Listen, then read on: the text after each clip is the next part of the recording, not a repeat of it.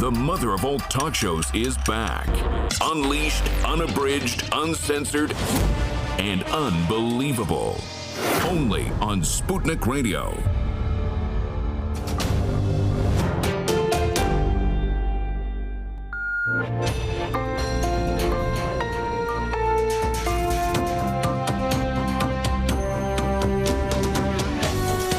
You're listening to Radio Sputnik.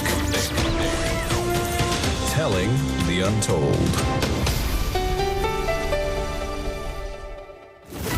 Welcome to the Open University of the Airwaves with George Galloway. Only on Sputnik Radio. This is London, though it feels like Istanbul. Well over 30 degrees outside at 7 p.m. And it's going to be a hot show too. We're broadcasting to you, of course, all over the world, thanks to SputnikNews.com. We're on FM in the United States, in Washington, D.C. At any rate, 105.5 is the magic number there. And on AM, coast to coast across the United States. You can watch us, too, on Facebook, RT UK News page on Facebook. And if you are, please share, and share. Let's get these numbers up. You can also watch on my YouTube channel, George Galloway Official. But however you're consuming us, I promise you, this is the mother of all talk shows, Open University of the Airwaves. The mother of all talk shows with George Galloway. The world is our classroom, and you're welcome to sit in and join the seminar.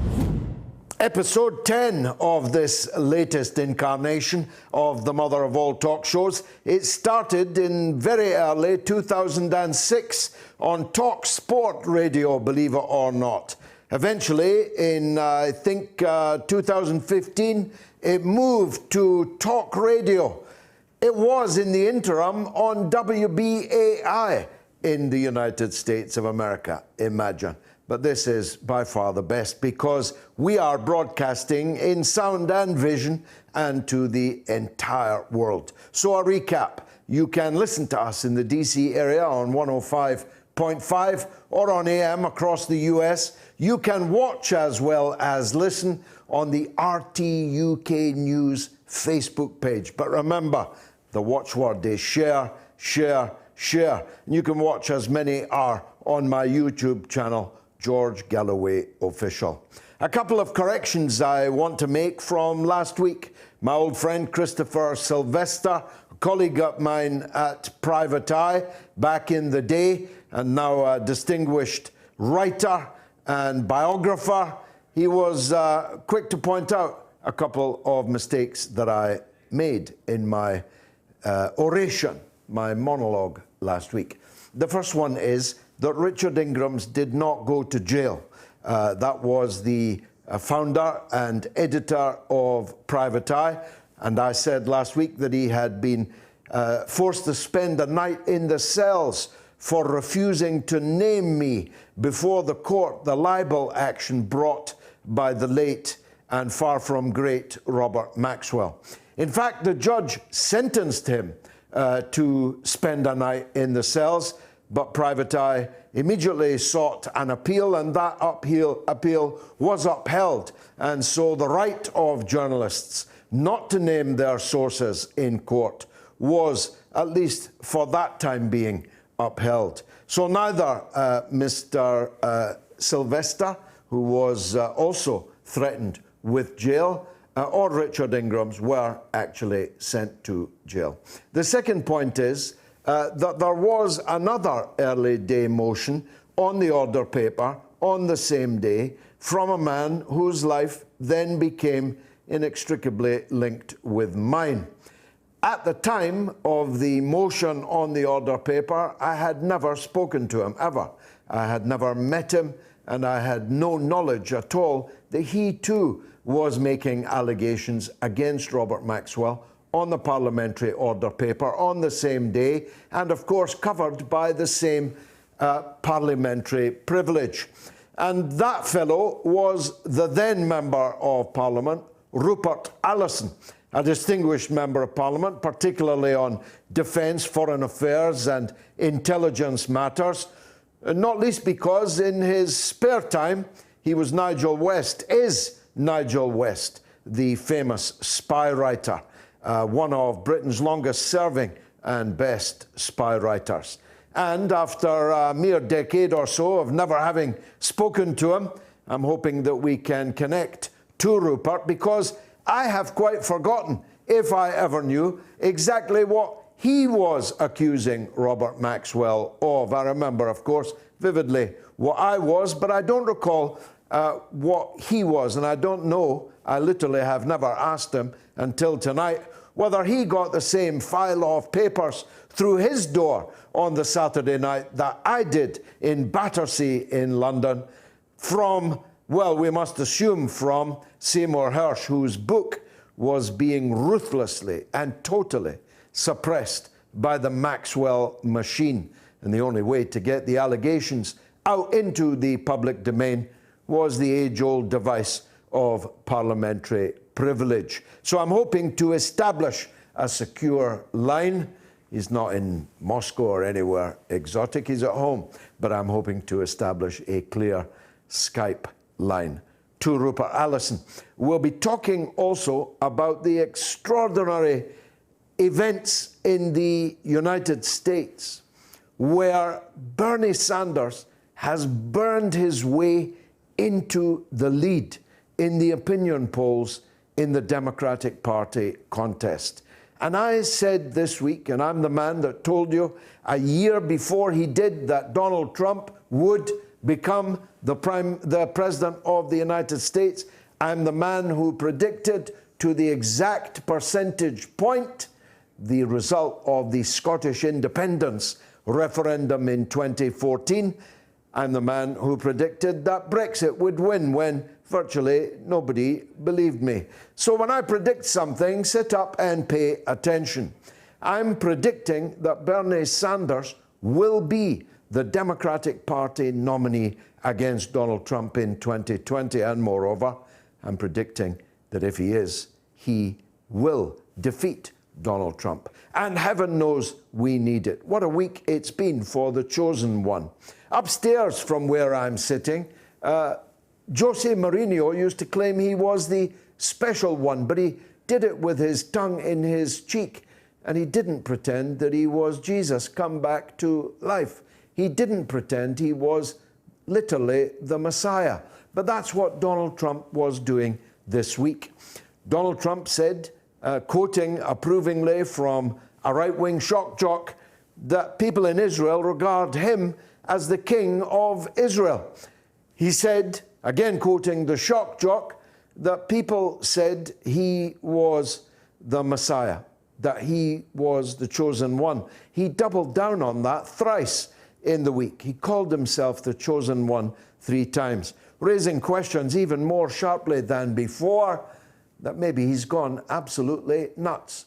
His behavior at Biarritz at the G7, where he did everything but literally pat Boris Johnson on the head, where he led him around like a fifth form schoolboy, introducing him to people, total strangers, as the man who was going to be a great prime minister in Britain. Never can there have been a more humiliating moment for a British prime minister, at least not since George W. Bush cried, "Yo, Blair," at another summit, and Blair came bounding like a grateful dog for his master's attention.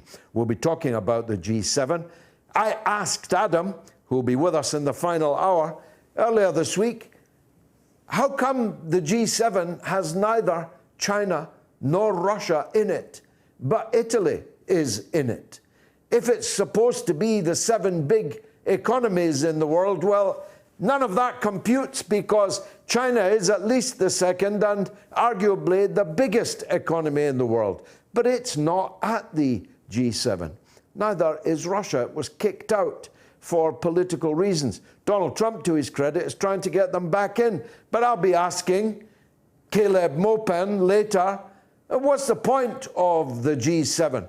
Provides a jamboree in Biarritz, which, if you've ever been in Biarritz, is definitely worth visiting, and it provided the proximate cause for quite a rumbustious anti-oligarch demonstration. I've been on one or two of those. One I remember in particular in Evian was very tasty indeed.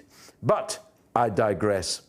The Epstein story, which involves Ghislaine Maxwell, the favourite child of Robert Maxwell, after whom the fateful yacht that Robert Maxwell fell off was pushed off or jumped off to his death in the Atlantic, was called after the lady Ghislaine. Ghislaine Maxwell, his favourite child, precisely because she was the child most like her father. And lo and behold, when Rupert Allason and I thought it was safe to get back into the water, the Maxwell family are back. She still has not been tracked down. She still has not been produced by the American police. She still has not been questioned for the serious criminal offences that her lover, accomplice, and partner and friend, Jeffrey Epstein, stands accused of. It's almost as if they hope that the whole Epstein affair will be buried with the dirty billionaire. Well, some of us are determined that that should not be so, because we believe there's far, far more that we need to know, and that the lady Ghislaine Maxwell, who turns out to have been a frequent visitor to the Queen's second son. Yes, Prince Andrew was not just bosom buddies with Jeffrey Epstein, he was bosom buddies with Ghislaine Maxwell too. He even smuggled, and I mean smuggled her into Buckingham Palace itself. Oh, the lese-majesty of it all. He also had her and him, Epstein and Maxwell, at Sandringham. Epstein gave Fergie, his erstwhile wife, although they seem to be together rather a lot for a divorced couple, seem to be holidaying quite a lot together for a divorced couple. I wonder what's going on there. Well, she, for some reason, is permanently broke, and Epstein gave her £15,000, just gave it to her as a gift. Why she, a duchess, on all kinds of big earners over the years, needed £15,000 from Epstein? Well, only the future will tell. We're not being told much by the royal family, except we were told absurdly by the Queen that Epstein was an acquaintance rather than a friend of Prince Andrew, but that turns out also to be a falsehood. Sorry, ma'am, but that was a falsehood that you were obliged to put into the public record, and it was wrong. Because, in fact, Prince Andrew was a close friend of Epstein, even after his conviction for trafficking an underage girl and engaging with her in prostitution. 2 years after that conviction, Prince Andrew was cavorting in Central Park, in Washington Square, because there are pictures to be found everywhere on the internet with Epstein. He is captured on video waving goodbye to a very young girl inside Epstein's house, where he stayed for approximately 10 days. He's in flight logs with Epstein and the underage girl who accuses him all over the world, including here in London, where he's on photographic record with his arm rather salaciously round the bare midriff of a 17-year-old girl who had been transported over state lines for, she says, absolutely immoral purposes by Jeffrey Epstein, not the acquaintance of Prince Andrew, but the close friend. So we'll be delving ever deeper into the waters, deep, turbulent, and definitely murky, that surround this whole affair. We'll be talking about Bernie Sanders with my old friend Garland Nixon from Sputnik News in the United States, who's a big supporter, as I am myself, full disclosure, of Bernie for president in 2020. We're talking to Caleb about the wildfires in Brazil. We'll be talking to him and others about the G7 also. But lastly, I want to deal with some attack that I've been under over the last couple of days since an interview I gave to Chinese state media about Hong Kong was released. I want to make something clear. First of all, I was not paid for the interview. I don't ask to be paid for interviews. So I gave it freely and of my own accord. And I did so because those are the views in which I believe. Moreover, nobody watching or listening to this is in any doubt as to what those views are, because I adumbrate them at every possible occasion, not on Chinese state media, but here, on Twitter, on Facebook, in Parliament, on the streets, for decades, absolutely consistently. I stand with China against the efforts of the international coalition ranged against it, which seeks to weaken it, to divide it, to check its progress, and if possible, to break it up. That's why I'm with China on everything from Tibet to Hong Kong. There's no mystery in it. It stems from my deeply held political philosophy, which I have held for 50 years, and the public record is littered with that whole spectrum of my views. I stand with Russia against those who wish Russia to be a broken-backed basket case like it was when they really loved it, when the President, Boris Yeltsin, was lying flat out on the floor drunk and the West was picking its pockets. I support Russia because I agree with most of its foreign policy stands, particularly the one which has stopped ISIS and Al-Qaeda from triumphing in Damascus. Imagine if it were not for Russia and Iran, with whom I also stand, then the black flag of ISIS would today be fluttering over the presidential quarters in Damascus. I support Russia because I want a multipolar world. I don't want to see a world where one country, oftentimes a giant ruled by a president with the mind of a child, can control and dictate what happens in the world.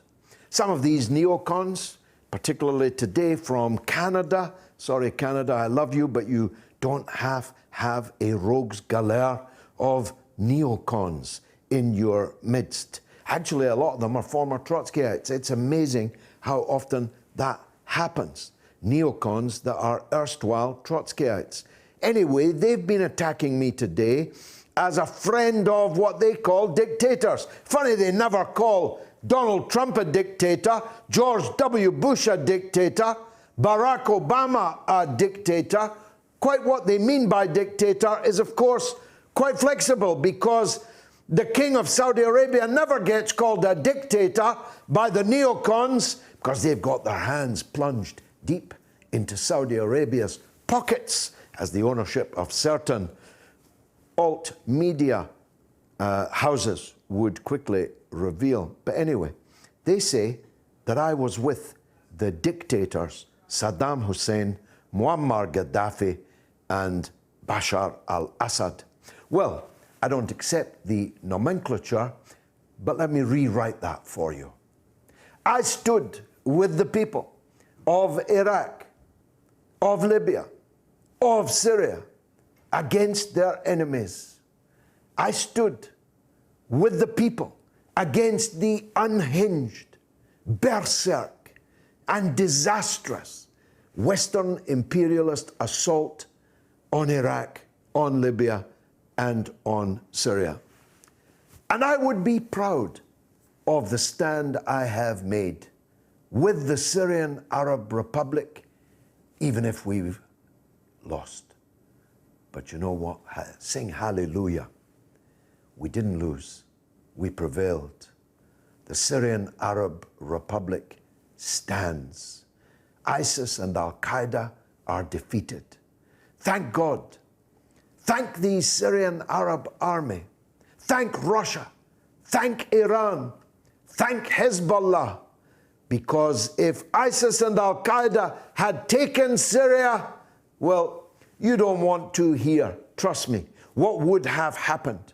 First, to every Christian person in Syria, of whom there are very many. You don't want to know what would happen to Syrian women, to Syrian minorities of all kinds. You don't want to hear what would happen when the ISIS-Al-Qaeda state in Syria began to cascade across the world. So I wanted to set the record straight on that. You can criticize any stand I take, any word I say, any word I write, but don't impute false motives to me. My views are consistent over decades. My views are consistent one with the other. And guess what? They'll never change. This is the mother of all talk shows. 24 hours a day, 7 days a week. We give you the most essential information out there. Radio Sputnik, telling the untold. By Any Means Necessary is your guide to the movement and efforts shaping the world around us. From mass incarceration.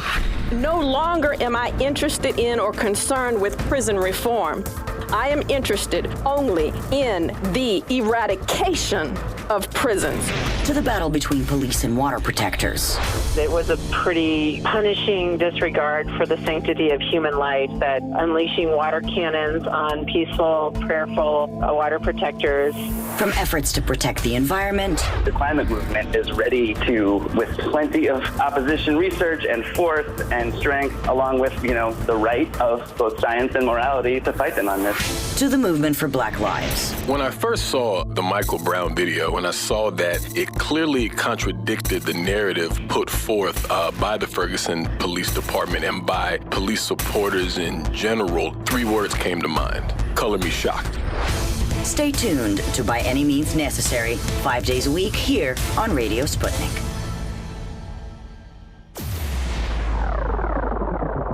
Radio Sputnik. We speak your language. Find us at SputnikNews.com. The mother of all talk shows. Join our faculty of legends, contributors, and callers. Everyone is welcome.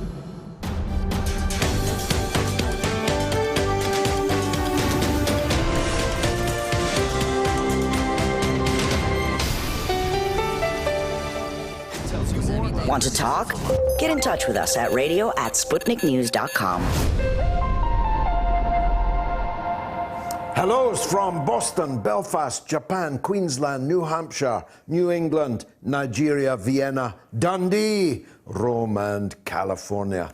The numbers, of course, are on the ticker tape going along the bottom of the screen if you're watching the show. But for those listening, it's UK number 0044-2077-982-255. That's 0044-2077-982-255. And the US number, which was well used last week, its first week of operation, is 001-757-744-4480. And you can tweet us, of course, at George Galloway, at RTUK News, at GG MOATS.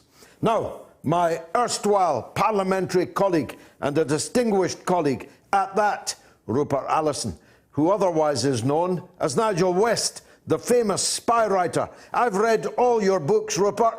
I do hope they're still selling well. Very nice to see you on the screen again. How are you, my friend?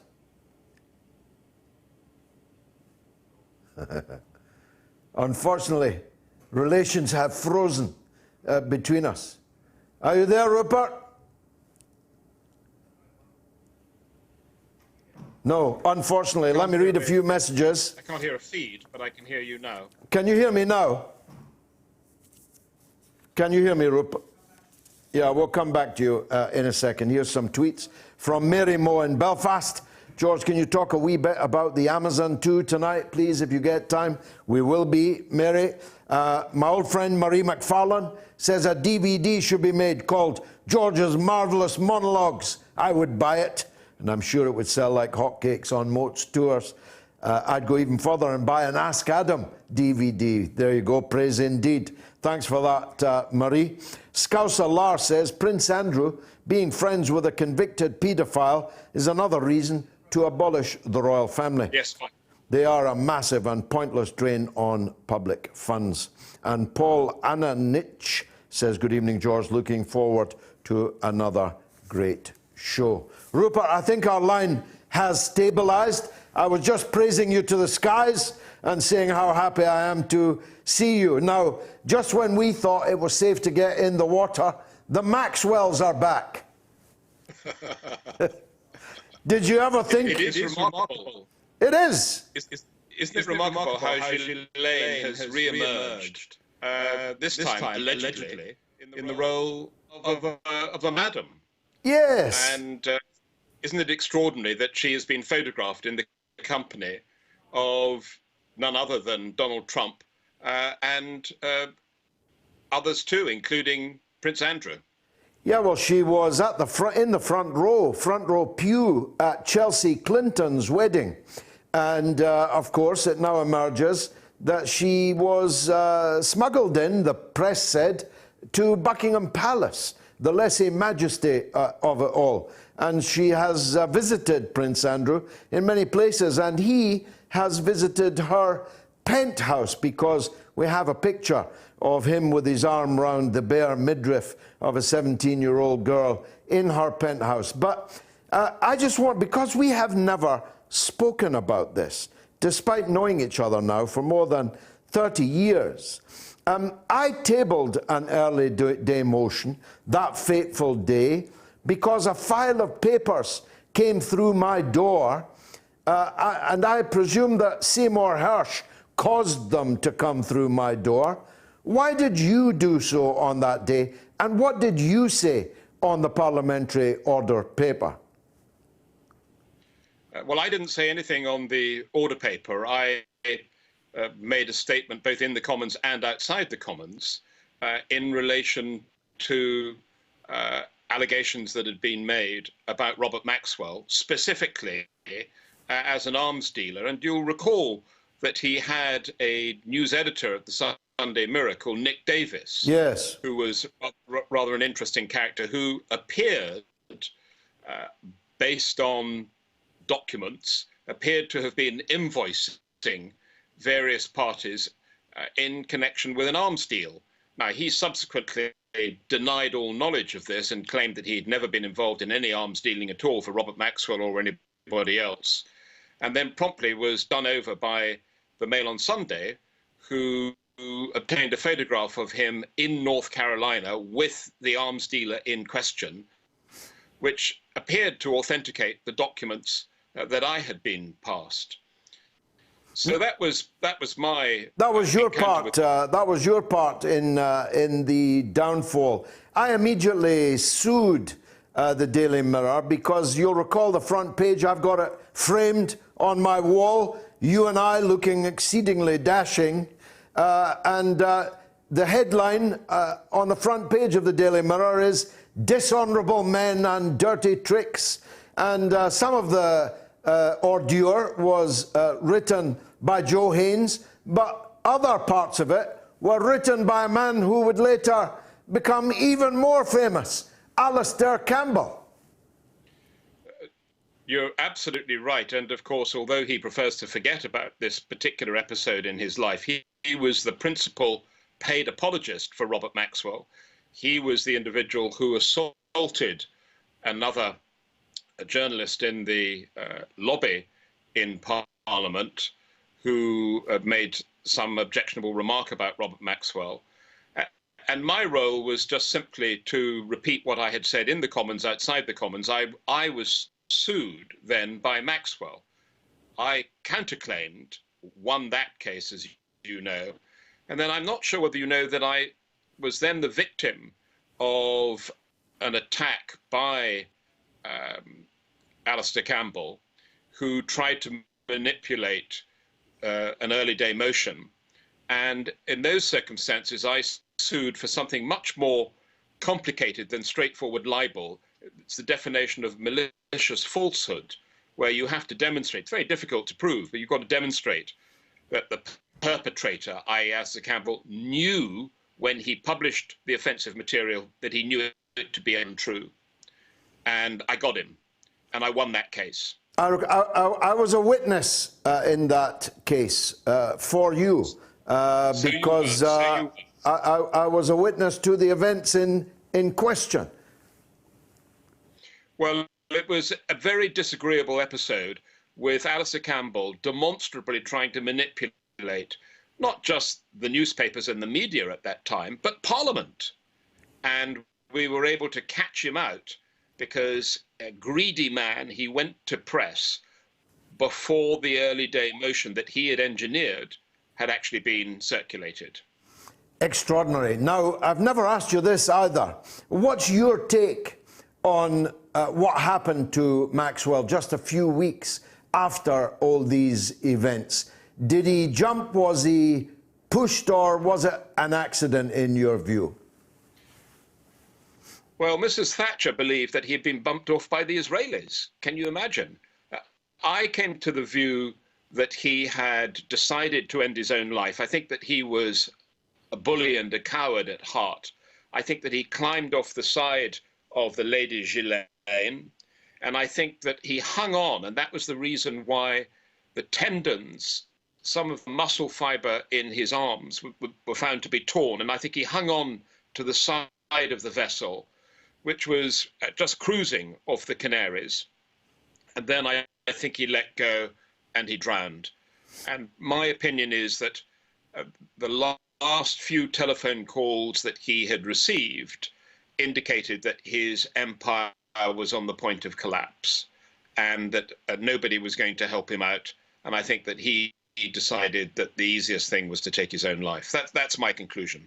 Well, in my motion in Parliament, I accused Maxwell of being an asset of the Israelis, a notion which might have seemed fanciful to some until he was buried with full state panoply and honours on the Mount of Olives by the President and the Prime Minister of Israel, who spoke of his extraordinary service for Israel.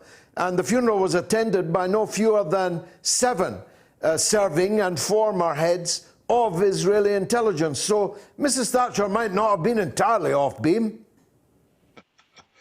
Yes, well, I can only be driven by the evidence as I see it. Yeah. And as far as I am aware, there was no evidence of any other individual approaching the Lady Ghislaine that night, of getting on board. Now, of course, you might argue that trained assassins are skilled and they're not going to leave any traces. But my instinct is that these kinds of undertakings are governed by one principle, which is known by the term KISS, which means keep it simple, stupid. And the idea of getting a team onto a yacht that is moving, that has radar, that is fully staffed, and then bumping off somebody and then being able to leave the vessel undetected seems to me to be a pretty tall order. Mind you, as Jonathan Aitken, another of our former colleagues, once said, Mrs. Thatcher thought that Sinai was the plural of sinus. So she didn't know everything about the Middle East. Now, let's go back to Epstein. As a thriller writer, a spy writer of great renown, you must see this unfolding as a potential terrific book, Rupert.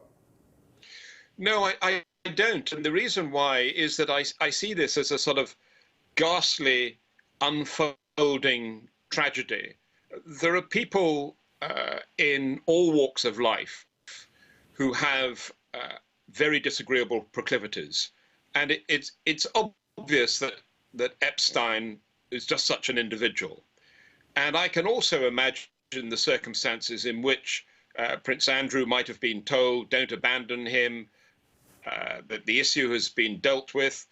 What he was charged with was a minor offence of soliciting a prostitute. And you can see the circumstances in which boys will be boys saying, who hasn't done that? Just for the record, I never have. Neither have I, just for the record. but you can see the circumstances in which to abandon somebody in those circumstances could also leave you to some criticism. And if his instincts, and clearly they were wrong in this case, if his instincts were to stand by his friend, and I have no understanding of the nature of the relationship between the two of them, but I can see the circumstances in which he would go and stay with those people, and nothing has been proved in relation to Prince Andrew. He was unwise in that association. I entirely accept that, and apparently he accepts that. Yeah, I mean, I'm thinking Prince Andrew is a fairly minor player in this. I was really rather thinking of some of the big political figures that were, more or less joined at the hip with Epstein. Bill Clinton, for example. Ehud Barak, the former Prime Minister of Israel.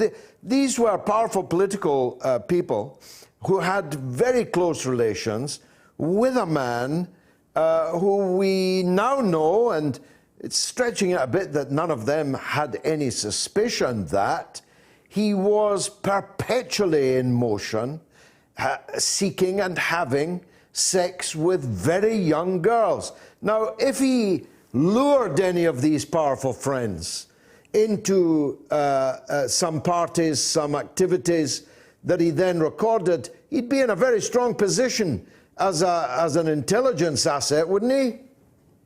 Well, I think he would be in a very dangerous position. I mean, from an intelligence point of view, you really want people who are willing sources. The moment that you try and coerce and blackmail people, put them under pressure to supply you with information, they'll betray you at the first opportunity. And there's no shortage of sources. Usually there are small queues of people who are willing to supply information in the right circumstances. If they're promised a home in Florida for the rest of their life with a swimming pool and the pension of a lieutenant colonel, or if they're promised a new passport or resettlement in Canada, whatever it takes, those willing sources are far better than the victim of blackmail. Interesting. So I don't buy that Jeffrey Epstein either was a victim of or a willing participant of an intelligence agency until I see the evidence. There may be evidence out there. And I suspect that all the people around him probably were duped. My impression is that these kinds of ruthless sociopaths are very convincing and probably fool their own family as much as they do their closest friends, and are born manipulators. That goes with the DNA of these individuals. Now, finally, what are you working on these days? Have you got a book out? Are you writing one? You've always got a book out and you're writing one. Do you know, I've spent the last 8 years working on a set of diaries that were written during and after the Second World War by the former Deputy Director General of MI5, a man called Guy Liddell. Oh, yes. And I wrote I edited his wartime diaries, 1939 to 1945, and that was a hell of a chunk out of my life. And it was quite an undertaking. And it was only when I finished that MI5 then told me, by the way, he carried on writing his diaries from 1945 to 1953. Wow. So I have finally finished the 3 volumes of Guy Liddell's Cold War diaries and annotated them, explaining who the people are, filling in the material that has been redacted by MI5, and that's out now in Amazon in 3 volumes. Who's the publisher? The publisher is Amazon. Amazon, so you can be, in you 3 can be parts. Through Amazon.co.uk, Amazon.com. And these are in 3 volumes, but they give you an extraordinary insight into the first 8 years of the Cold War. I'll have mine purchased by the time I get home. Thank you very much indeed. The Honourable Rupert Allason, former Member of Parliament, and as Nigel West, a prominent spy writer. Thank you very much indeed, Rupert. Time for a break, I think. We are above all the latest developments, and we don't take any sides. Radio Sputnik, telling the untold. On Sputnik with Max Kaiser and Stacey Herbert. Tune in. Well, maybe mention like central bankers and markets are doubling down. Not you're saying everybody's doubling down. They're crazy. They are. Everyone's crazy. This is Dominic Carter, a political reporter in New York for Verizon Files TV News. This is Dr. Bill Honigman of Progressive Democrats of America, PDAmerica.org. Hey, everybody. My name is Tim Black of The Tim Black Show. This is Tom Luongo of Gold Coast and Guns. Hello, this is Benny Johnson. Hi, this is Juanita Broderick, author of You'd Better Put Some Ice on That. This is Jamal Thomas from the Progressive Soapbox. Hey, this is Raheem from D.C. This is Rachel Blevins, a correspondent with RT America, and you're listening to Fault Lines with Nixon and Stranahan. When I'm waking up in the morning, I'm looking for what's on the queue for the day. I tune to Fault Line with Nixon and Stranahan. The wokest radio show for your wokest AM. These guys are the best in the business and experts when it comes to policy. They're bringing you the top headlines with an angle that you won't see in the mainstream media. Fault Lines is the greatest show on the radio. I enjoy immensely talking with Lee and Garland. They always treat me from either side with due respect, and it's a wonderful conversation. The best morning news show in America. Fault Lines with Nixon and Stranahan. Lee and Garland speak truth to power from the depths of the swamp itself, right here on Radio Sputnik.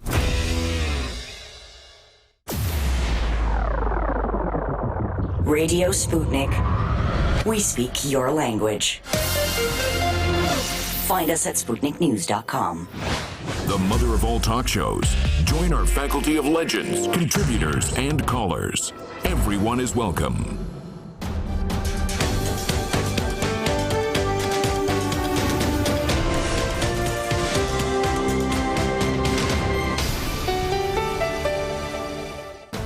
Tune in every Monday to Loud and Clear with Brian Becker for our regular segment, Education for Liberation with Bill Ayers, where we take a look at the state of education across the country. What's happening in our schools, colleges, and universities, and what impact does it have on the world around us? Our resident expert is Bill Ayers, the legendary activist, educator, and author. Tune in to Loud and Clear this Monday and every Monday for Education for Liberation with Bill Ayers. Want to talk? Get in touch with us at radio@SputnikNews.com. Well, you heard it here first. According to Rupert Allason, long-standing Conservative Member of Parliament and prominent spy writer in his alternative guise as Nigel West, the spy writer, told this show not 5 minutes ago that Mrs. Thatcher believed that Robert Maxwell had been murdered by the Israelis. I should add, he himself did not concur. But that's, he says, what Mrs. Thatcher believed. And she was, of course, the Prime Minister of Britain at the time. Now, it's a night for remaking old acquaintances. I've just remade one with Rupert Allason. I'm about to remake another with Scott Ritter, who is a former United States Army officer, is a former United Nations weapons inspector who served in Iraq as a weapons inspector. Nothing that he doesn't know about weapons, and a man who told the truth in the run-up to the invasion and occupation of Iraq, and who was not listened to.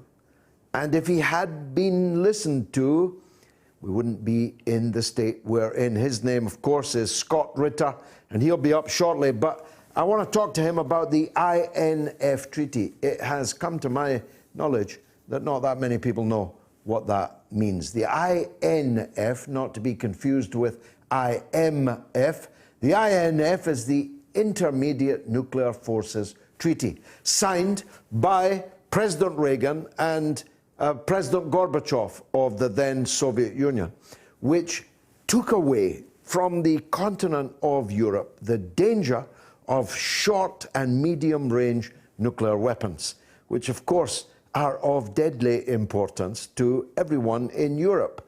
If you are allowed to cite nuclear weapons with a range of up to 1,500 miles on land in European countries, then of course Russia will have to do the same. And the tripwire, or the threshold, if you like, of exchanging short range nuclear weapons is much lower. Why? Because neither Washington nor Moscow, for that matter, has to worry in the first instance about the weapons landing on them. In other words, the United States can fight a proxy war using the civilian populations of European capitals as its collateral damage. It can fire short-range nuclear missiles, hoping to knock Russia out of any potential confrontation. Now, Donald Trump believes in acting unilaterally. No one could take that away from him. He unilaterally ripped up the nuclear deal with Iran. He unilaterally ripped up the Paris Agreement on climate change. And now he's unilaterally ripped up the INF Treaty. Moreover, in the couple of weeks only since ripping up the treaty, he has test-fired precisely one of those short-range nuclear weapons which, for continental USA, can only be used elsewhere. It's obvious. You can't fire a short-range nuclear missile from the United States anywhere. Even if you stood on the coast, you wouldn't reach anywhere. They're for use in Europe, and therefore are of grave, clear and present danger for us. Let me read you one or two of the notes. As I said, it was signed by the US and the USSR in '87. It banned all nuclear and non-nuclear missiles with short and medium range, except sea-launched weapons. The US has been concerned, they say, by the Soviet deployment. Who writes this stuff? Who writes this stuff? The Soviet Union ceased to exist in 1989. I'm not even going to bother reading that. It's an insult to everyone's intelligence. Scott Ritter, though, is a man that I salute, and I take my hat off to you. Scott Ritter, wonderful to see you again. You haven't aged a day. Well, thank you very much. I'm trying. Hey, it's a struggle. You're still fit. Now, I've been telling people about the import of the tearing up of the INF. Trump made allegations about Russian missile development, but most people, including you, because I've read your stuff, think that this was a mere pretext. If the allegation about Russian development of weapons, which he said was in breach of the INF, were true, they could have come to the negotiating table and proved it. They could have sent inspectors like you to go and look at this missile that the Russians had developed and adjudicate on whether or not it had breached the terms of the INF, but they didn't do any of that. This is another example, isn't it, of US unilateralism. in the military field. Well, absolutely. But let's be clear, this actually started under the Obama administration. If you recall, the Obama administration, President Obama came in with great hopes of advancing, an arms control friendly administration, but he ran head on into the U.S. Military industrial complex and the reality that America is addicted to nuclear weapons. He also tried to do the famous reset with relations, but they weren't serious about that. They put Ambassador Michael McFaul in place. He together with Hillary Clinton, interfered in Russian elections because the United States wanted, Prime Minister Medvedev to be the leader. They didn't like, President Putin.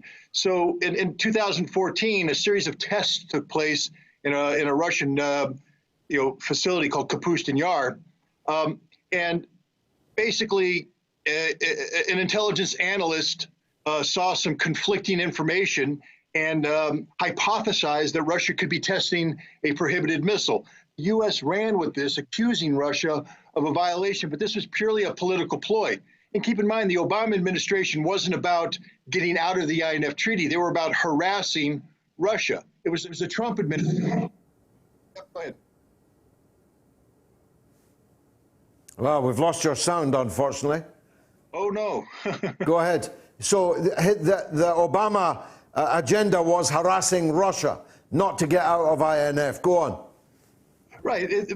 But then, Trump comes in and he has John Bolton, who is he's the Antichrist when it comes to arms control. He's the man who got George W. Bush to pull out of the ABM treaty. Yeah. And he's the one who pushed Trump to get out of the INF treaty. And you're absolutely right. Look, the Russians made every effort to prove that the system the United States says is in violation was in fact a permitted system, up to and including offering the missile itself up to inspection. The United States refused because this was not about proving Russia guilty. This was about getting out of the INF treaty at any excuse, not because of any threat that Russia posed, but John Bolton and the Trump administration has bought into this notion that because China wasn't part of the INF treaty, the treaty is no longer viable. So they're going to destroy the treaty in an effort to negotiate a new treaty that would be inclusive of China and Russia. Neither China nor Russia is going to go along with this. And the people they're going to suffer is Europe. I was one of the original INF inspectors back in 1988. The fact is, I was the first INF inspector on Soviet soil to implement that treaty. And I'm very proud of the role that we played in removing the threat of immediate nuclear annihilation from the people of Europe. And for 4 decades now, the people of Europe have been able to go to sleep at night, not fearing that 9 minutes away from nuclear annihilation should a mistake be made.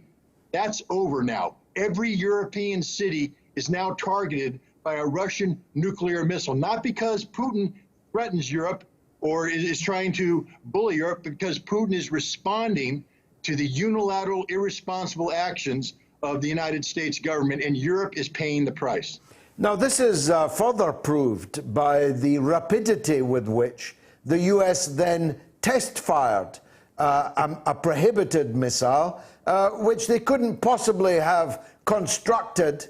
The missile, its delivery system, got ready for the test. They must have had this formally banned test ready long before they pulled out of the treaty.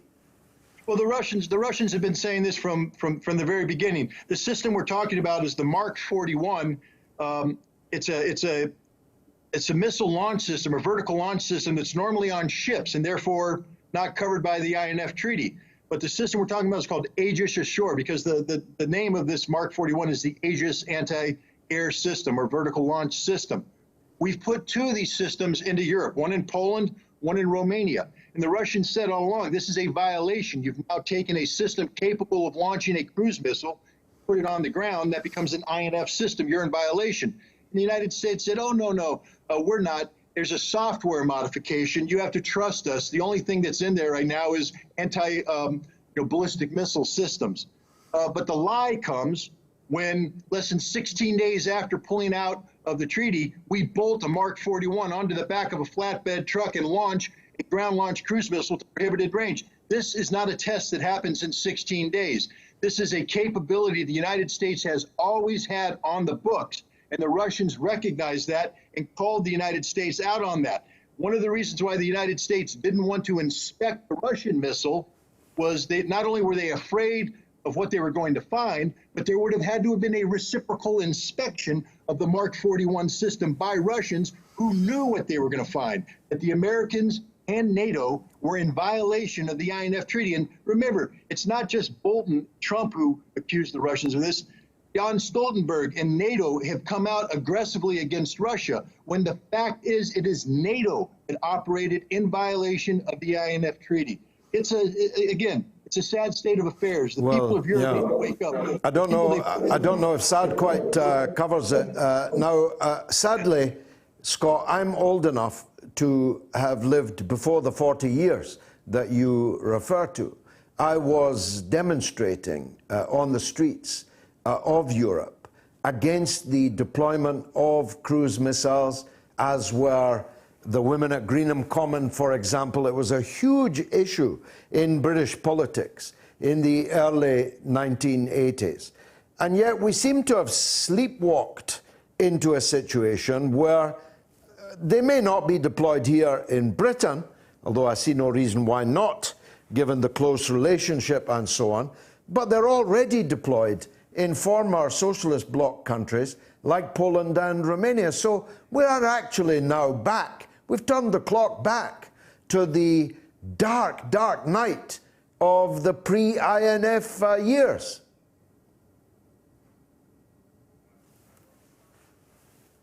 The biggest fear that came out of INF was the fact that one mistake, could normally, let's say you have a mistake with strategic missiles. You've got a 30 to 40 minute window to figure out you made a mistake before a counter launch is ordered. And thank goodness we had that, because there were several instances during the Cold War where the Russians thought we were launching on them. And thank goodness some of their missile launch control officers said, hey, time out, let's take a pause for the cause, let's find out what's going on. And they found out it was a mistake. Had they gone with protocol, they would have launched and we wouldn't be here today. But what we've done with INF, if we remove that 30 to 40 minutes, and it's replaced now with less than 9 minutes. So now if a mistake occurs in Poland or Romania, the Russians are 9 minutes away from having Moscow hit and taken out. So the Russians have a 9-minute window to decide, is this a mistake or do we react? And we know what the answer is going to be. 9 minutes isn't very long. They're going to react.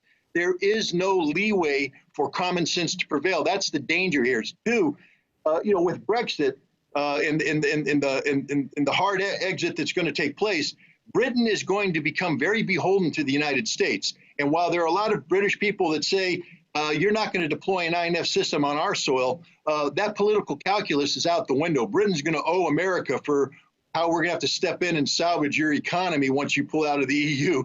And one of the prices that's going to be expected is that you are going to put INF systems on your soil. So guess who becomes target number one in any future conflict with Russia?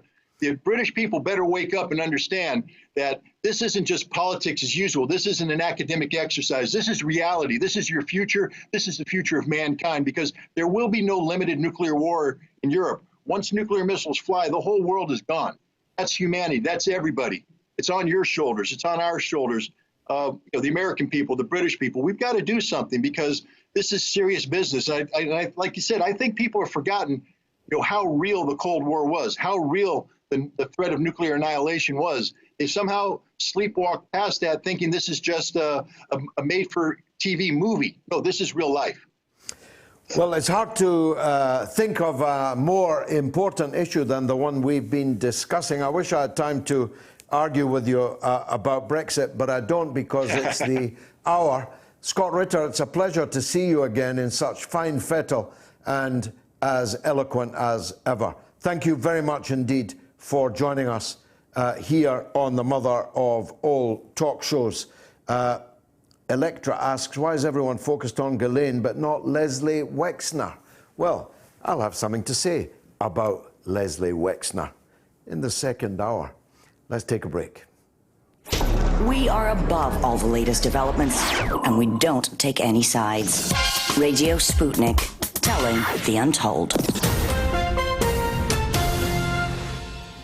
Hi, this is Max Kaiser. I'm here with Stacey Herbert, and we're doubling down. Yeah, we're doubling down on crazy. We're doubling down on our new show called Double Down on Sputnik. It's doubling down on absolute joyous radio nirvana. You will love it. You will want to listen to every single episode on Sputnik. Bye, y'all. Radio Sputnik. Tune in every Monday to Loud and Clear with Brian Becker for our regular segment, Education for Liberation with Bill Ayers, where we take a look at the state of education across the country. What's happening in our schools, colleges, and universities, and what impact does it have on the world around us? Our resident expert is Bill Ayers, the legendary activist, educator, and author. Tune in to Loud and Clear this Monday and every Monday for Education for Liberation with Bill Ayers.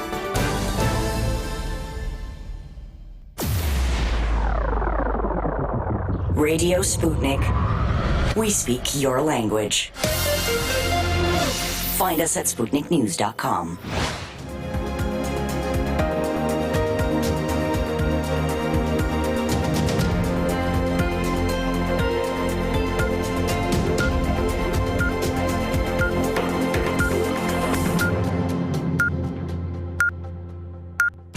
Radio Sputnik News.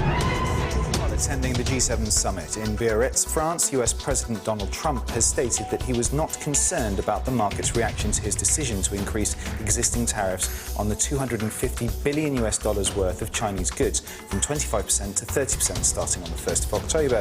Asked if he had any doubts about the escalating trade war with Beijing, Trump responded by saying that he had second thoughts about everything. The US president reportedly said that he had no plans to declare a national emergency on China right now, even though he had the right to at any time, and insisted that despite the spiralling trade dispute, the two nations were getting along. The president also earlier told reporters that he had the absolute right to order US companies to stop doing business with China by invoking the 1977 International Emergency Economic Powers Act, a law which authorizes him to regulate transactions following a declaration of national emergency in response to any unusual or extraordinary threat to the United States. Iranian Foreign Minister Mohammad Javad Zarif has landed in Biarritz, France, where the G7 meeting is taking place. An Iranian Foreign Ministry spokesman has confirmed the arrival of the Iranian top diplomat, but he's also said he is not going to hold talks with President Donald Trump or members of his delegation, and President Trump has refused to comment on the minister's arrival. The French president's office said that the minister had been invited for a dinner at Biarritz to discuss matters previously raised by Macron, the French president, and his Iranian counterpart. Last month, Washington imposed sanctions against the Iranian Foreign Ministry, despite continued assurances of readiness for dialogue with the Islamic Republic regarding the worsening bilateral relations, especially after the ongoing tanker crisis in the Mediterranean Sea. And finally, Denmark's former Environment Minister, Ida Auken, has offered to sell President Trump windmill power plants after the discussion around Greenland last week. In a clip that has gone viral in the wake of the Greenland social media craze, she mocked the American commander-in-chief over his attack against windmill power plants, which she accused of causing blackouts, destroying property value and killing birds. In the clip, she argued that some of his claims about wind power, namely that it was unreliable and harmful to birds as well as people, were unfounded. I'm Tamer Asfahani. 24 hours a day, 7 days a week, we give you the most essential information out there. Radio Sputnik, telling the untold.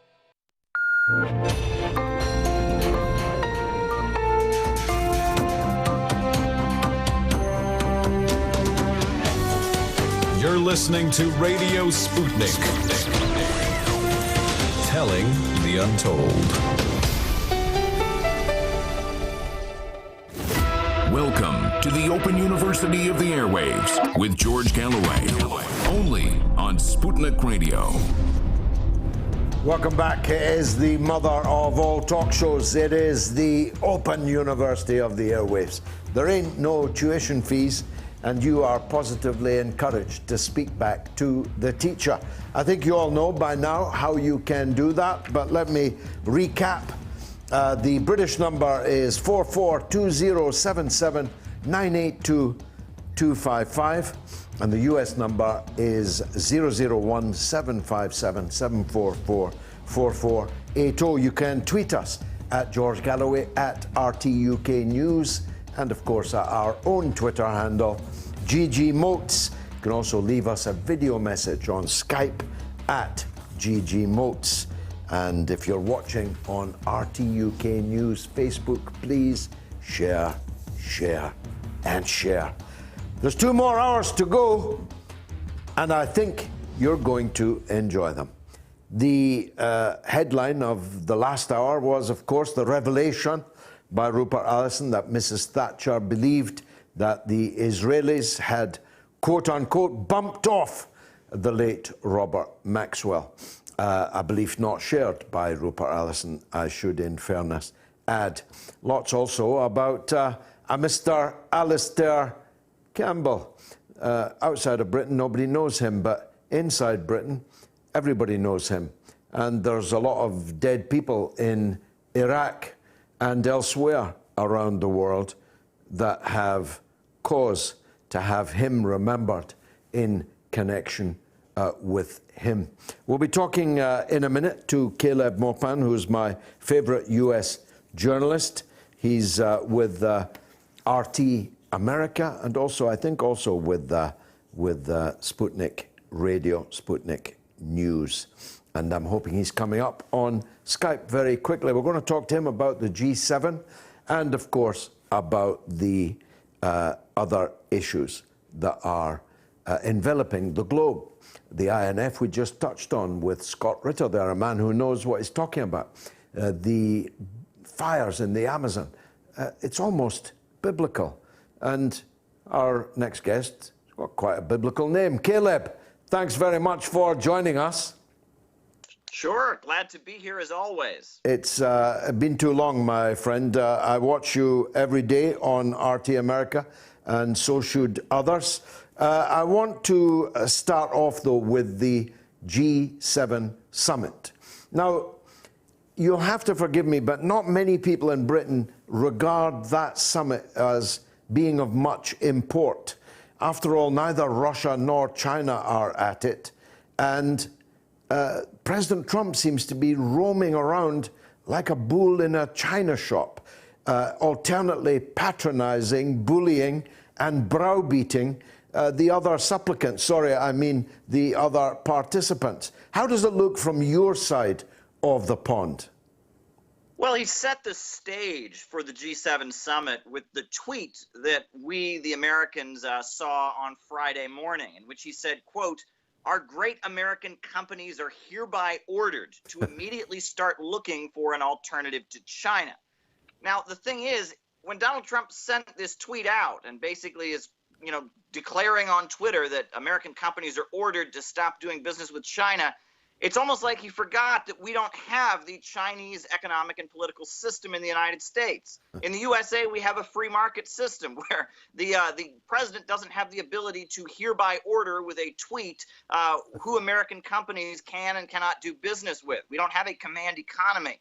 And so there was quite a strange reaction to that tweet, almost mockery, it seemed, to Donald Trump making these bold claims. However, to a lot of Trump's base, that tweet looked pretty good. It looked like he was saying, look, I'm standing up for average working men in the United States, working men and women. I'm saying that you can't ship jobs overseas. So it was a bit of political theater. But it's a little strange to have the president on social media saying, I hereby order things, when he has no constitutional authority to hereby order them. But he is the king of Israel and the chosen one, so maybe it's gone to his head.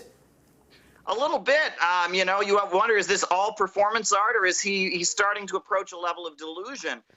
Now, in the setup to the G7, we also heard him lashing out at the French president, Macron. And he was mad about the digital tax. He was threatening possibly a tariff on French wine. But we know what the real disagreement between Trump and Macron really is, and that's the Iran deal, right? That France very much favored the Iran nuclear conclusion, the P5+1 talks, the JCPOA, whereas President Trump is absolutely opposed to it, has ripped it up. That's the real disagreement between Trump and Macron. It's not really an issue of digital taxes and wine tariffs and all of that. A lot of theater there that we heard. No, he led, and I think I can say led. I mean, he may have actually, but he certainly metaphorically led the British Prime Minister around by his necktie, almost like an exhibit, like a performing bear. I don't know if you've caught any of these pictures, but nothing could be more humiliating. There's not been anything so humiliating since George W. Bush cried, "Yo, Blair!" and Blair came bounding up to him around the time of the Iraq War. Are a lot of people mentioning that or noticing that, this new strange affair in the special relationship?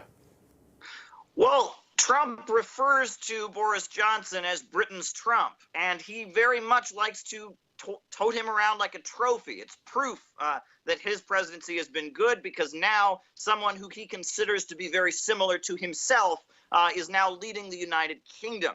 And I think that he very much considers Boris Johnson's ascendancy to be a confirmation that somehow his presidency in the United States was correct, so correct that the British people have now copied it with their new prime minister.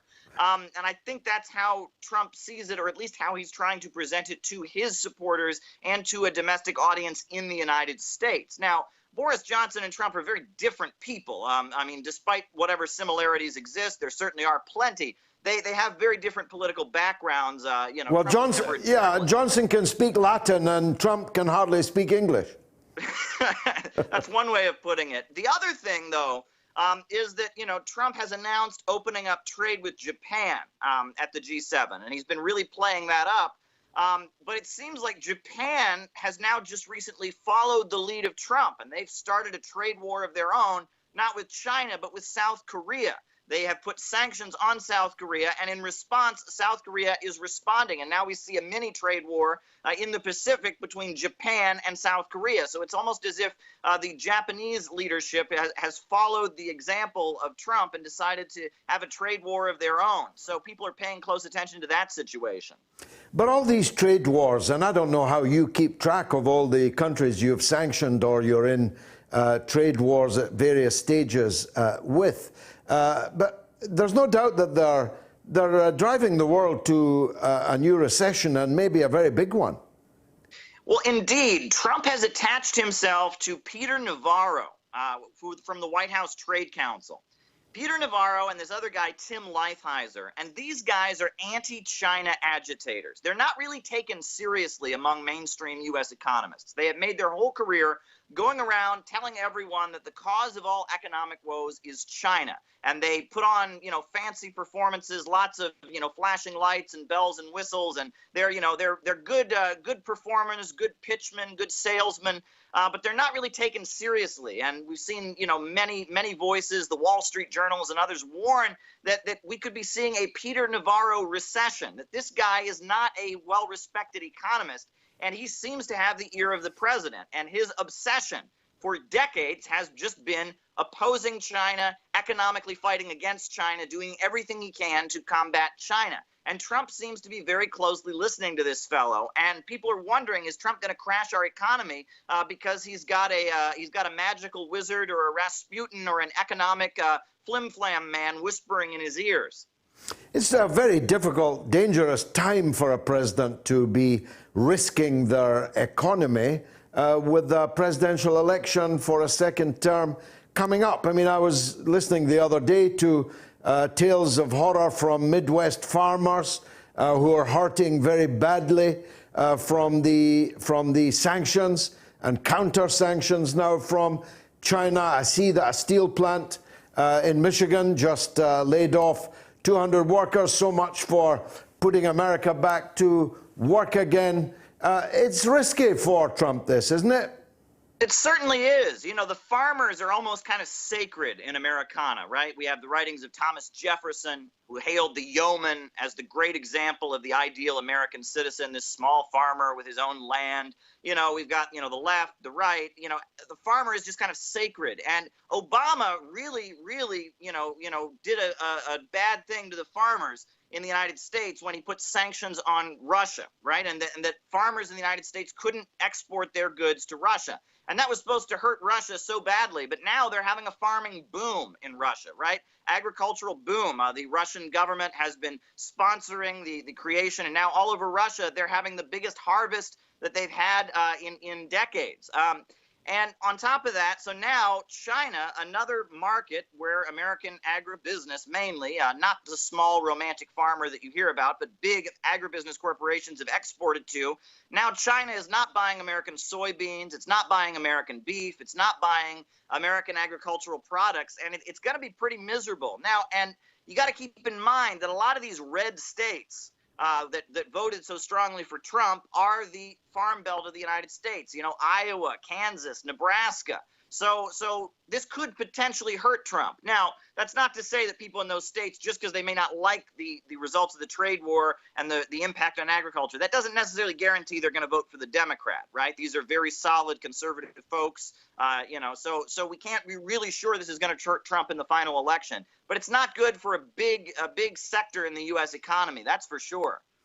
Now let's switch gears and tell me about the Amazon, the fires in the Amazon, almost biblical scenes, the Earth's lungs on fire. It has swept the world as an issue of alarm, and that is being presided over by Trump's another of his bosom buddies, Bolsonaro, the president of Brazil. Sure. And I mean, Bolsonaro has come to the United States. He's been, had the red carpet rolled out for him. The two of them, very much like each other. But yet, at the same time, in the United States, even among the mainstream, there's a feeling that Bolsonaro is not a good guy. We see his ties to paramilitary right-wing organizations in Brazil. Furthermore, the only reason Bolsonaro was elected is because Lula da Silva, the socialist, was locked in jail to keep him from running in the election. Lula da Silva was the favored candidate according to every poll. And now we have the tweets and evidence revealed that during the trial, in which resulted in Lula da Silva being locked up, that the judge and the prosecutor were in communication, texting each other about how to make sure that Lula da Silva went to jail. So many people around the world are viewing Bolsonaro's presidency as illegitimate. And now that the Amazon is on fire, and people are looking into illegal logging and people skating the environmental regulations in Brazil, and that having a big impact on what's happening. Fires often happen during this season, but nothing like what we're seeing now. These fires could be seen from space, according to some reports. People are wondering how much longer Bolsonaro really has, right? He came in promising he was going to fix everything up. It was going to be, a free market deregulation. It was, the problem was socialism. The problem is social programs, and he was going to have a free market miracle. Well, we're not seeing a free market miracle. We are seeing a huge fire in the Amazon rainforest. So that raises a lot of questions, I think, in the minds of many people. But Trump seems to like Bolsonaro a lot. I have seen that the government of Evo Morales in Bolivia, the Marxist government there, has stepped up their support, and they are sending helicopters and other forces to try and put out the fire. And nobody talks about the fact that Evo Morales' government in Bolivia had the highest rate of GDP growth of all of South America in 2018, the highest rate of GDP growth. We hear all about Venezuela. We're constantly told in the United States, well, Venezuela is having problems. Then that proves that socialism doesn't work. Well, there's a huge amount of growth taking place in Bolivia right now. They are bringing roads to very remote parts of the country. They have wiped out illiteracy. They're having the highest GDP growth rate in all of South America. That's a success story for socialism, but we don't hear about that in American media.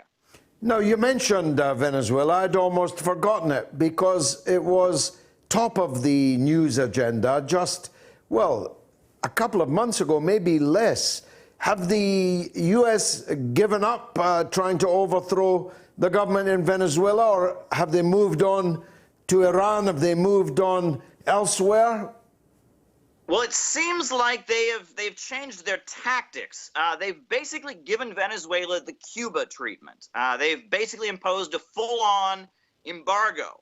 And now that's obviously an act of economic warfare that's going to have very big problems it's going to create for the Venezuelan people. But at the same time, it also is a bit of perhaps a confession of defeat, because if they thought they were on the verge of actually toppling the Venezuelan elected government and removing Maduro and the United Socialist Party, they would want to be more integrated into the country. They'd want to have, their forces and their businesses and their diplomats and others there. So giving Venezuela the full-on Cuban embargo, putting them in the same category as like the Islamic Republic of Iran is, in a way, you could see that as the USA admitting they don't see regime change happening anytime soon, that the United Socialist Party is going to remain in power, and they're just going to now do everything they can to make life difficult for them. Fantastic tour of the horizon. Thank you very much, Caleb. Caleb Maupen of RT America. Thanks for joining us on the mother of all talk shows. Garland Nixon will be up shortly. He's another of my colleagues from RT in America, from Sputnik in America, talking specifically about Bernie Sanders. But I reckon I better take a break. We are above all the latest developments, and we don't take any sides. Radio Sputnik, telling the untold. On Sputnik with Max Kaiser and Stacey Herbert. Tune in! Well, maybe mention like central bankers and markets are doubling down. Not you're saying everybody's doubling down. They're crazy. They are. Everyone's crazy. This is Dominic Carter, a political reporter in New York for Verizon Files TV News. This is Dr. Bill Honigman of Progressive Democrats of America, PDAmerica.org. Hey, everybody. My name is Tim Black of The Tim Black Show. This is Tom Luongo of Gold Goats and Guns. Hello, this is Benny Johnson. Hi, this is Juanita Broderick, author of You'd Better Put Some Ice on That. This is Jamal Thomas from the Progressive Soapbox. Hey, this is Raheem from D.C. This is Rachel Blevins, a correspondent with RT America, and you're listening to Fault Lines with Nixon and Stranahan. When I'm waking up in the morning, I'm looking for what's on the queue for the day. I tune to Fault Lines with Nixon and Stranahan. The wokest radio show for your wokest AM. These guys are the best in the business and experts when it comes to policy. They're bringing you the top headlines with an angle that you won't see in the mainstream media.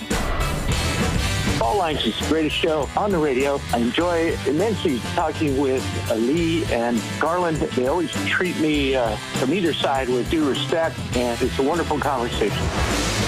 The best morning news show in America. Fault Lines with Nixon and Stranahan. Lee and Garland speak truth to power from the depths of the swamp itself, right here on Radio Sputnik.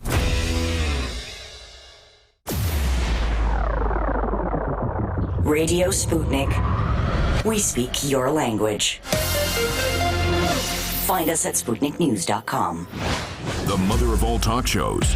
Join our faculty of legends, contributors, and callers. Everyone is welcome.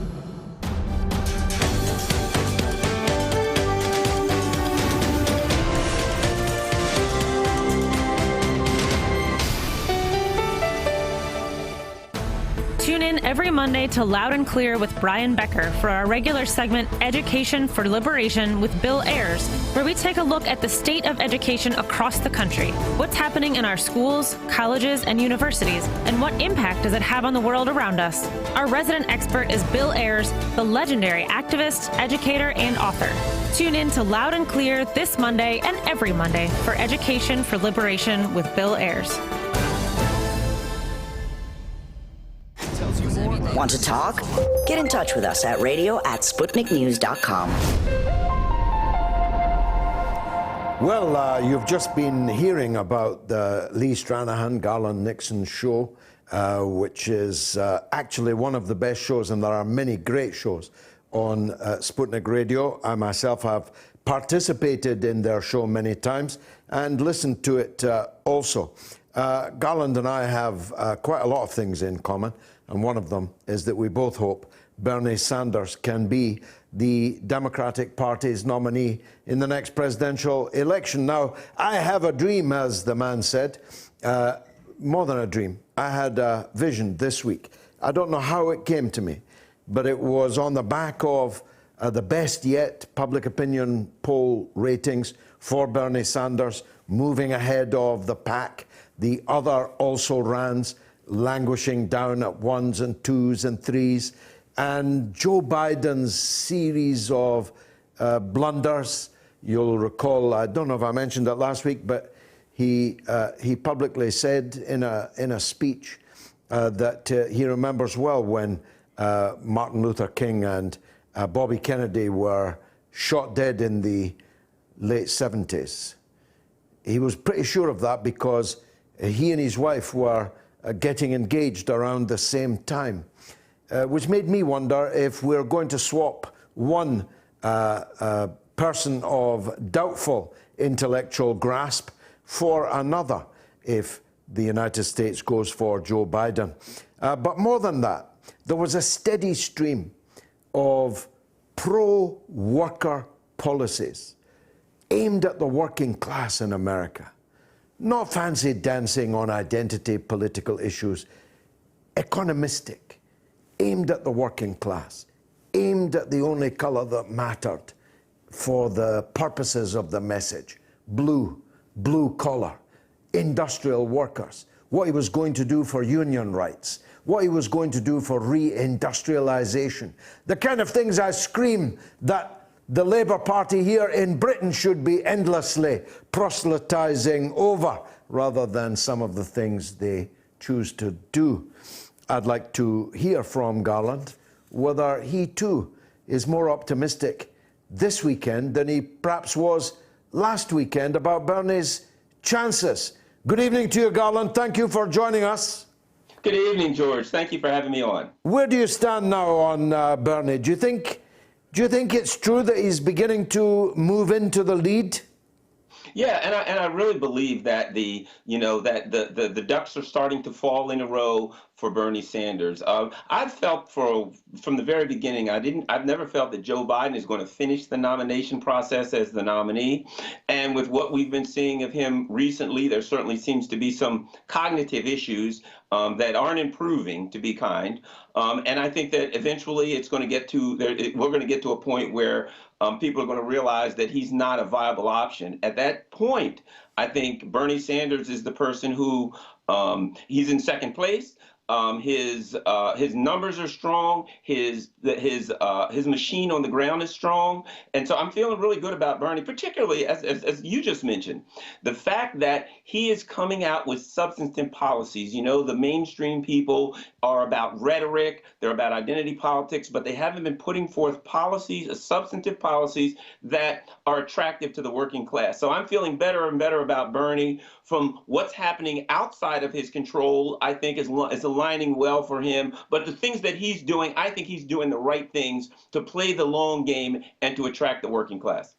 Yeah, I agree. I see it exactly like that. Now, one of the sticks with which the remaining Clintonite forces in the party and others like to use to hit Bernie is all this Bernie's bros, that he speaks to men better than he speaks to women, that he speaks to white people better than he speaks to people of color. I don't buy any of that, but what kind of traction does it have? I don't think it has a lot of traction. It's the hand that they've been playing. And if you look at the resistance people, the Clinton people, the neoliberals, whatever term you want to describe them with, that's a pretty common tactic that they use because they don't have the policies to attract the working class. So they have to look for another way to do them. It's a move out of desperation. So everyone, you're an anti-Semite or you're a racist or you're a misogynist. Those things exist. But when it comes down to, I believe when it comes down to the issue of politics, at some point, people start looking at their wallets and they start, considering, how these policies are going to affect them. Now, if you look at Black America and you look at the policies, one interesting thing right now, for all the discussion about Bernie Sanders and race, he's at about 18% of the Black vote. But Elizabeth Warren, a person whom the machine absolutely loves, is only at about 8%. So Bernie Sanders' policies in America, if you understand the intractable link, a link between race and class in America, you'll see that most Black people fall in the working class, the working poor, the poor, the majority of the people. So these are policies that will attract them. And again, I think it's the long game. It's saying people, everyone in America is listening to the same radio station, WIIFM. What's in it for me? Bernie Sanders is telling people what's in it for them. And I think in the long run, in the short run, it may not seem to be moving the needle, but in the long run, I think that's the only thing that works. They're not seriously describing a Jewish man with a Jewish wife as an anti-Semite, are they? Not really. That's the only reason. If it weren't for that, I'm sure that would happen, particularly in that he has questioned some of the traditional neocon premises on the Israeli-Palestinian issue. So that would be coming, and I think it's probably frustrating to the neocons that they can't go after him for that. But Bernie's just ducking that, and he keeps going back to his strength, and that's what I like. You know, if you have a particular strength, if there's something that you do good, you stick with that. Bernie's sticking with his strength. I think in the long term that works. One of the things I'm seeing in the polls also is, even in the African American, the black vote, above 50 and up, Biden has a big lead.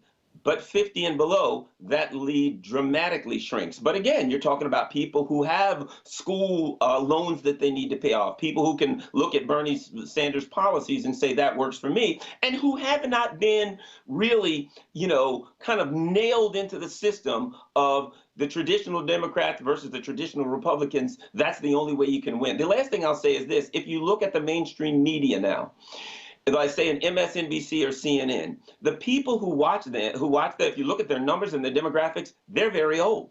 So the younger people aren't hearing the constant rhetoric about Bernie Sanders that would drive them away from him, that some of the older viewers of the mainstream media are getting. And so they're able to make a more independent decision. And I think that's what pushes them in that direction of supporting Bernie Sanders. Now, in some countries in the world, not China, but in America on other times, Bernie would be seen to be quite an old guy to be running for a first term as president. But actually, his main rival is older. I mean, Biden is showing the signs of his age, isn't he?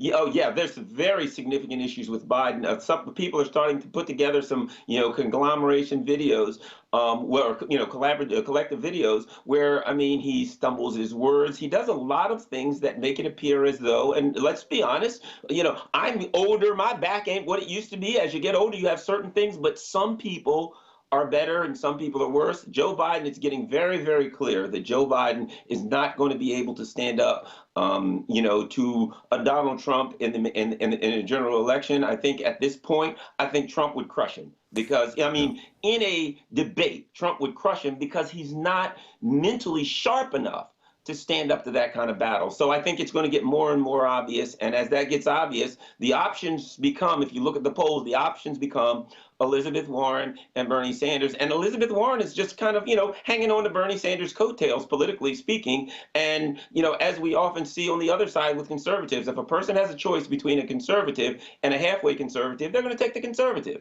And if they have a choice between Bernie Sanders and a halfway Bernie Sanders, I believe they're going to take the real one. No, I don't want to frighten the horses or put you off your night's sleep, Garland, when it comes. But is there anything in the possibility I saw floated this week that Hillary Clinton will make a late entry into the race, especially if Biden falters? It wouldn't, to be honest, I mean, that's kind of scary, but it wouldn't surprise me because I do believe Biden is going to falter. And of course, the establishment will be quite desperate. But the other side of it is, I think that would wipe out the Democratic Party in the near term. I don't know about the short term, but in the near term, if that happened, it would be so disruptive to the party that it would basically be throwing up a white flag and saying Donald Trump gets 4 more years. So the party's desperate. Whether or not they'll go that far, I don't know. But I do know this. They're working even as we speak to try to, take Bernie out, to try to rig it again. They may very well be successful, and we could be looking at, the equivalent of, the Whigs in the 1840s. So it remains to be seen, but that's a scary thought of Hillary coming in. Yeah, it scared me. I don't have any horses, but if I had, they definitely would have been scared at that prospect. But you raised something very important there, Garland. If the Democratic Party's machine crushes again the democracy of the primary system, if it cheats Bernie Sanders out of the nomination, might he run as a third force? Ought he to run as a third force? My opinion is, of course, since I'm a big Bernie Sanders, yes, I think he should run as a third force. You know, the funny thing, you know, as a third party, the funny thing about it is that the party will argue, well, Bernie Sanders hasn't been a lifelong Democrat. He shouldn't even be a Democrat. And when some of the Sanders supporters say, okay, well, then maybe he should run third party, they'll say, no, because then he'll split the vote and then Trump will win. I don't think Bernie will. I think Bernie really does believe that Trump is so bad that he's got to do whatever he can to get him out. But I think if you look at it right now, you know, we're debating this as though it's a possibility that they'll try to cheat. Right now, they changed the rules in a number, we could get into it, but in a number of ways already to rig it. I would argue they're in the process of rigging it right now, and the only way Bernie Sanders wins is if he beats them so bad that they can't steal it. Other than that, right now, if you really want to look at what's happening with them moving the superdelegates to the second vote at the convention, and then flooding the field with candidates to ensure that nobody wins on the first vote, they've already rigged it, but Bernie's going to have to I think Bernie's going to have to outperform the polls by 10 points everywhere in order just to get by the amount of rigging that they've done right now. And when's the first actual vote cast? I'm not, you know, I wish I knew that. That's pretty embarrassing that I don't know that as much. No, but it's in the winter time, no? First of the year it starts. Oh, it's in the new year. Yeah. Well, Garland, you're going to have to come back and talk to us about that again. And thank you very much. Give my regards to your co-host, Lee Stranahan, also, would you please? I certainly will. Thank you for having me on. I love your show. I watch it all the time, and I certainly appreciate you having me on here. Be happy to come on anytime. It was an honor for us, Garland. Thanks very much indeed for joining us. Let's take a break.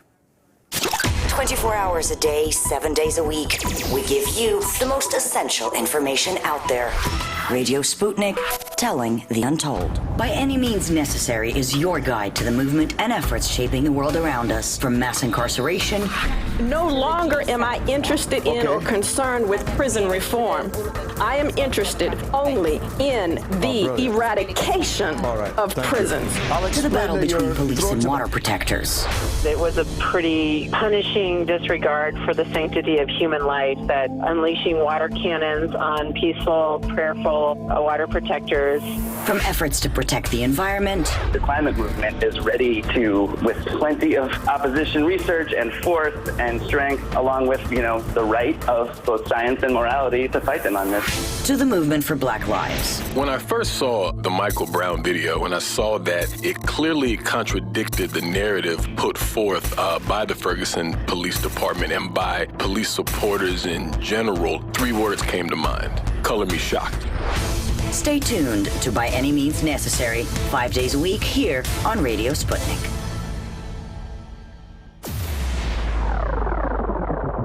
Radio Sputnik.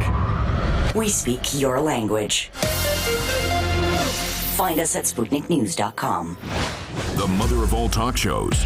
Join our faculty of legends, contributors, and callers. Everyone is welcome.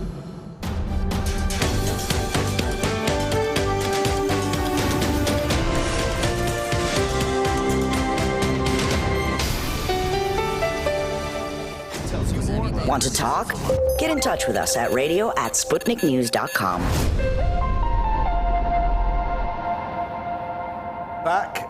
We missed her very much last week, but her throat's a bit croaky, so she doesn't want to do it live, so she's given me some reaction to convey to you. Luke Erickson says again, how can you keep the DNC from stealing the nomination from Sanders? Is Sanders expected to get over 50% of the delegates in the first round? I don't think so. Superdelegates vote in the second round. Probably be Biden or Harris, said Luke. Well, either would be a guarantee of a second term for Donald Trump. Garland and I agreed on that. Alan Drummond says, could Warren be the one?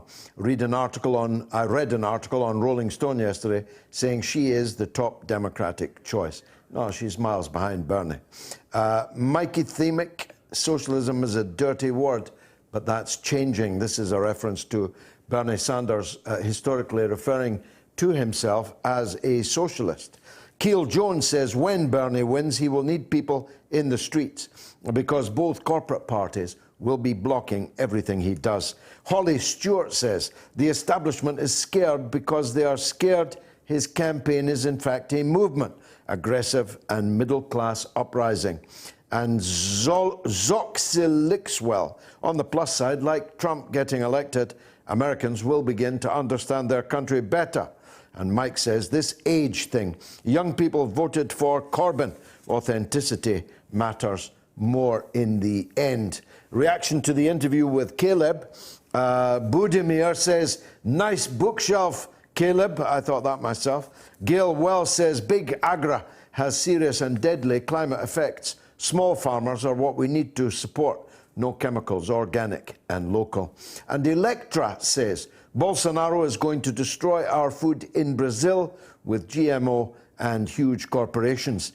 And Stewie628 says Trump would do well to watch Yes Minister. That's a British sitcom from the 1970s. Kevin Tewey says only Sanders can actually beat Trump and change the direction of the country. Better get behind him or you have a problem. And Electra Cute says the USA was supposed to be the breadbasket of the world. Azar Beg says sanction a country, then blame that country's government for poverty. And reactions on the INF. RC says so because our world leaders can't talk or share, millions will die horrible deaths. Many more will run for their lives to countries that will try to kill them. Our ecosystem is saturated with death. Slow News Day says Ritter's camera angle and gangsta lean is kind of freaking me out. Actually, I thought it was rather cool. And Electra said, why is everyone focused on Ghislaine but not Leslie Wexner? I'm going to come to that when Ask Adam, the cleverest man in England, comes in. Kaz says, as soon as the British realise we need to drain the swamp in the UK, we are at a hiding to nothing. What will be done? Pat Brannigan says, why are we surprised that people who have hurt their employees, constituents, etc., would be immoral in their sex lives? When you compromise your soul one way, you tend to do it in all ways. And Mitch says, I fear if these victims were black girls, nobody would care. And Rogue Cow says, it's time we got rid of all our intelligence agencies. They protect international traffickers of drugs and guns and so on. Now, we've got a caller from Liverpool. It's Tony. Welcome back, Tony. George, hope you're well, my friend. Yes, very good. I was just going to touch on the fallacy that is known as the G7, George. For me, it's... Much ado about nothing. It's a lot of money to spend on effectively nothing, don't you think?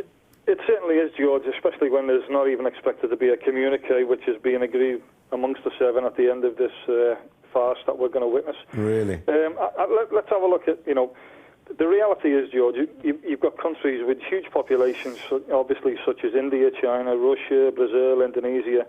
I mean, these people are not even invited into this club, and we all know why that is, because obviously it's protectionism. Well, actually, Adam, I asked Adam that, Tony, and here's the answer. When the G7 was set up in 1975, China was not, of course, anything like as rich a country as it is now, and they've just never added it. Russia was in it, but they booted it out. But Italy's kept its place, even though it's bankrupt. Absolutely. Well, Italy, we've spoke about this before. They're in the third recession in the last 10 years, George, and they've got a debt-to-GDP ratio of 134%. And let's have a look at Japan. They've got a debt-to-GDP ratio of 234%. Oof. You look at Russia. Russia has a debt-to-GDP ratio of just 19%. Just 19%. And Russia was obviously a member of the G8, but obviously they were elbowed out for political reasons. Now, if you look at the assets that the likes of Brazil, Indonesia, India, China, Russia, they have, obviously not just their populations, but in terms of oil and gas, minerals, etc., gold in the case of Russia and various other countries, they are asset rich. Can you point out, George, any of the assets that these countries in the G7 have currently? Well, if you look at them, it's a collection of lame ducks. The Trudeau administration is hanging on by its fingernails, beset by scandal. Macron can't keep control of his own streets, which are on fire every Saturday for the last 40 weeks. The British Prime Minister is unelected and acting now in how shall we put it, quite dictatorial ways over Brexit and whether Parliament will be allowed to come back after its summer holiday and so on. Italy is bankrupt. Germany is in recession. Almost certainly, it's a whisker away technically, but it's almost certainly in recession. It's not exactly a powerhouse that's meeting in Biarritz. It certainly isn't, George. You look at the countries that are actually buying gold at the moment. We were talking about Russia, India, China, President Erdogan in Turkey. It's certainly none of these countries in the G7 are heavily investing in gold because basically they haven't got the money to invest in the gold. You know, that's basically what's happening. The countries, the emerging markets, they're actually diversifying their economy, hedging away from the dollar, and they're actually putting their money into gold. And we're seeing now that the gold standard, we're looking at around about, I think it's $1,500 an ounce. And I'm sure you remember Gormless Gordon Brown. He was the Chancellor of the Exchequer in the UK. He sold gold at $300 an ounce, George, and it ended up going up to $1,900 an ounce. Yes, that's forgotten about largely. Goldfinger Brown. He then tried to get the job at the head of the IMF. Mind you, George Osborne's trying to get it. Absolutely, Joe. I mean, these are idiots. I mean, essentially, you know, I'm going around houses here. I'm being but you're absolutely right. These are idiots. That could be the strapline, actually, for our era. We are ruled by idiots. Yeah, it's a case of lions led by donkeys, George, and I think it's very apt in this case. The G7, for me, is a complete fallacy. It's a fraud. All they are is out for themselves. They are there to make sure that none of these emerging markets can challenge their status quo, and that's what's happening. But we spoke about this. Good luck with that. Tony, keep them coming. Always great to hear from you. Kay, is it Kay? Yep, George. Yes. Kay from London. Go ahead, Kay. I can't believe that I'm getting a chance to talk to you. I've watched your show on RB. I've been following you for years. You're a guy that represents the people, and I just love what you do.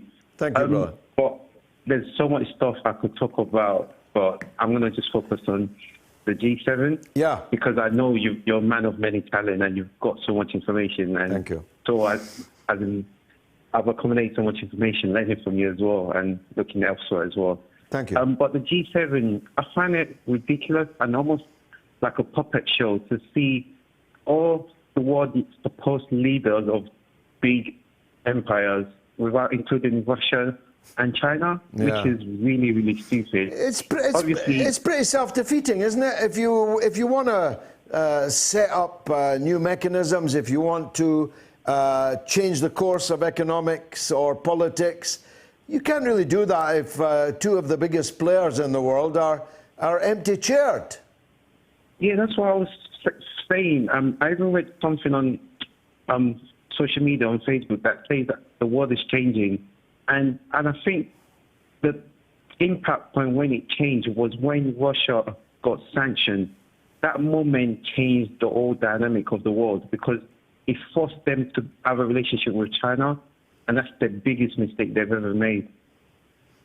Well, Russia had already good relations with China, but you're right, they have become super great now, and I'm very, very happy to see that. I think that's the future bloc that will be the most powerful, the richest, the most economically dynamic in the world. In the next 10 years, hopefully I'll still be alive to see it. I think the United States is a fading power. I think the European Union is a fading power. I think China and Russia are becoming super dynamic. And they, by the way, they no longer intend for very much longer to be trading in dollars. Why should they? Yeah, definitely, because empire comes and goes. We've been here before with the Roman Empire. I mean, you can't, it's the laws of the universe. You can't change things like this. You can try and fight it, but you can't change it. Here, here. Thanks very much. Don't be a stranger. Call me again. Who's on the line? Jared, where are you, sir? Are you in Virginia? No, I'm in Downingtown, Pennsylvania. Excellent. The You great get around. Commonwealth. You get around. Good luck to you. Well done. What would you like to say? I want to first mention that the first voting in the U.S. presidential primary begins February 3rd, 2020. Okay, so it's a few months distant yet. Yes. And just tell me, before you go on, what's your current feeling about who's going to get the Democratic nomination? I think Bernie has a strong showing. I think if the establishment does want to rig it, they'll pick Warren and not Biden. But I think if Bernie has a strong showing in the first round, he could pull it through. So I'm not 100% sure I'm predicting. Okay, no. Because, none of us are 100%. Even I'm only 99. Anyway, go on, Jared. I want to talk a little bit about U.S. nuclear weapons. You are talking about the IMF treaty. INF, yeah. INF being ripped up. And something that wasn't brought up in your interview was the NNSA, the National Nuclear Security Administration, had recently announced that they're building low-yield nuclear warheads for its Trident missiles. And I don't know if you want to do a story about this because the Pentagon is saying that these new W76/2 model Trident warheads could be used in warfare, which could lead to basically World War III. And I don't see anybody covering this story. No, nobody is. That's why I wanted to do it tonight, because I've been watching Scott Ritter, former U.S. Marine officer, a former international weapons inspector, a former INF weapons inspector, the first INF weapons inspector on Soviet soil in 1988, who therefore knows what he's talking about. And he's like Cassandra, bewailing the danger of earth-ending conflict, and nobody's paying attention.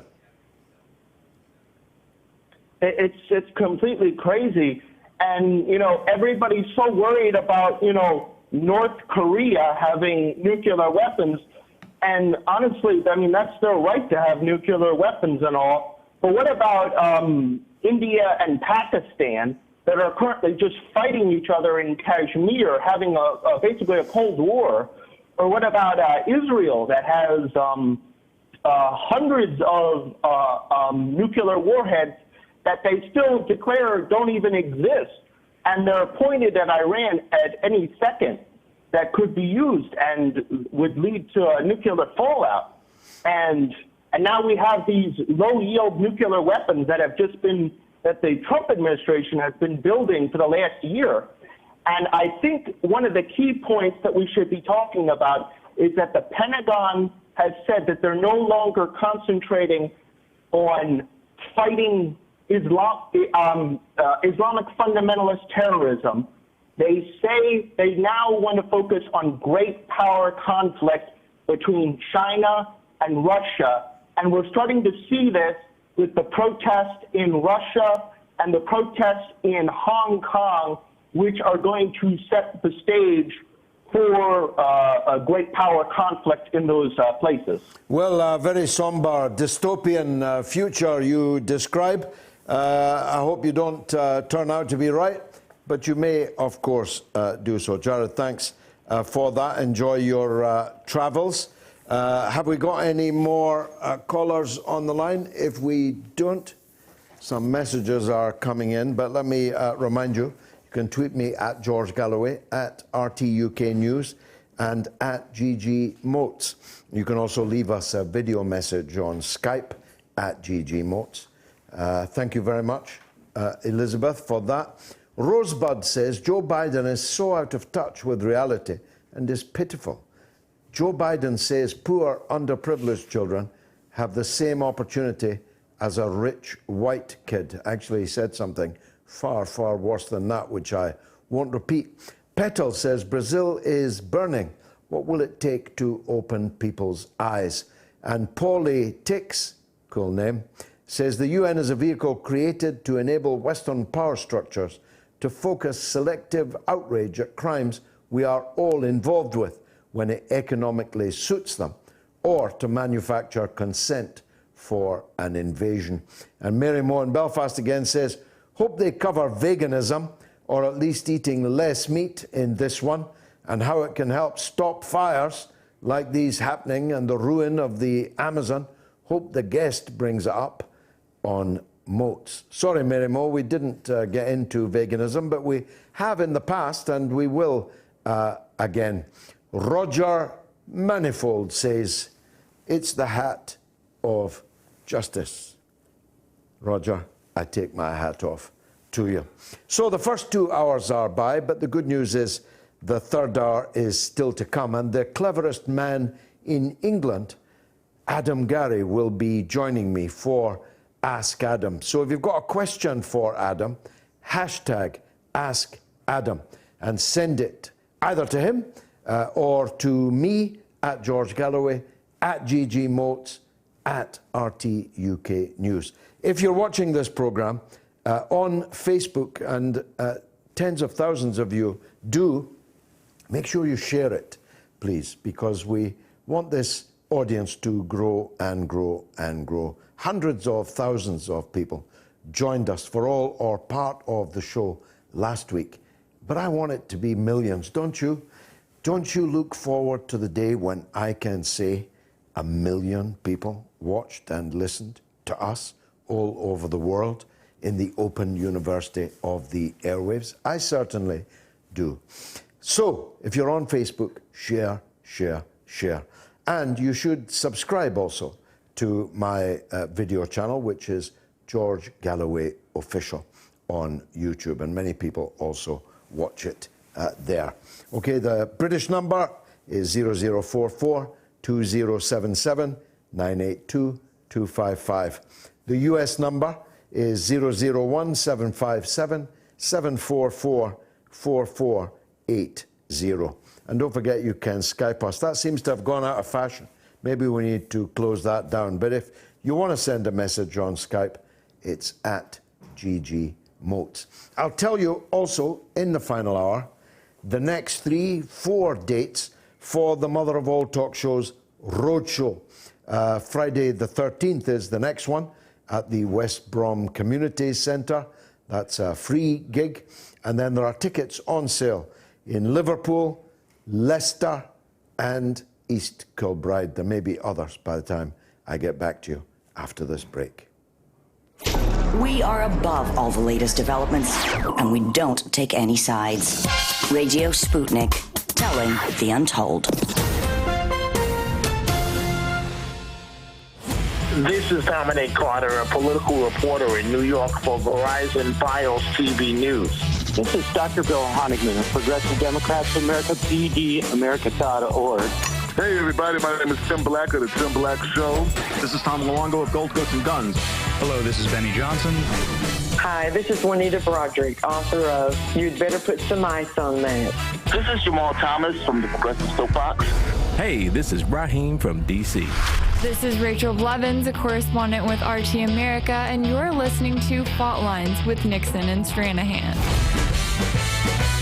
When I'm waking up in the morning, I'm looking for what's on the queue for the day. I tune to Fault Lines with Nixon and Stranahan. the wokest radio show for your wokest AM. These guys are the best in the business and experts when it comes to policy. They're bringing you the top headlines with an angle that you won't see in the mainstream media.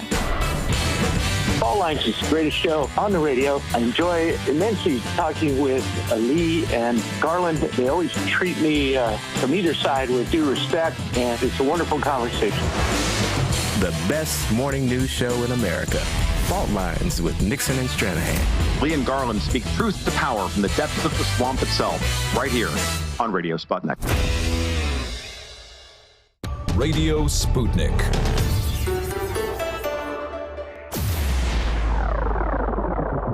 Radio Sputnik. We speak your language. Find us at SputnikNews.com.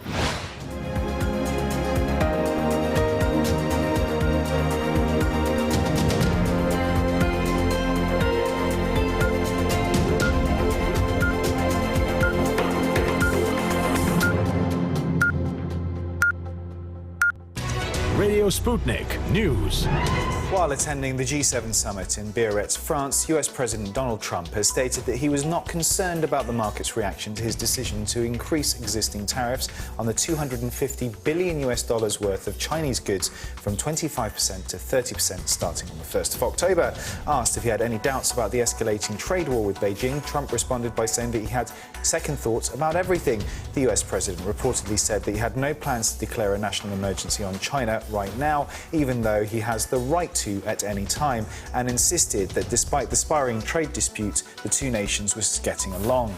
The president also told reporters that he had the absolute right to order US companies to stop doing business with China by invoking the 1977 International Emergency Economic Powers Act, a law which authorizes him to regulate transactions following a declaration of national emergency in response to any unusual or extraordinary threat to the United States.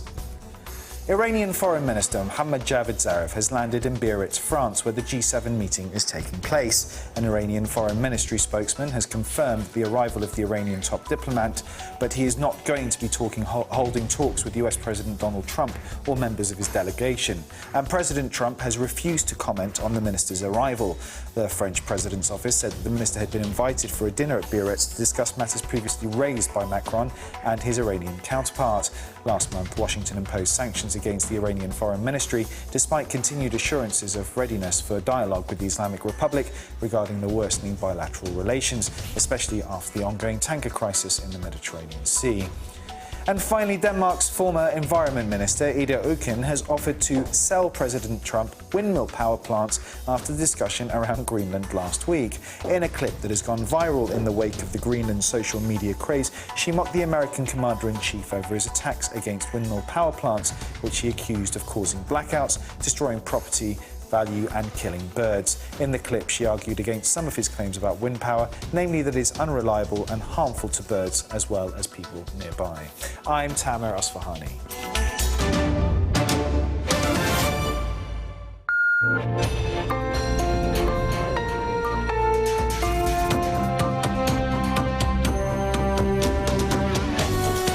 You're listening to Radio Sputnik.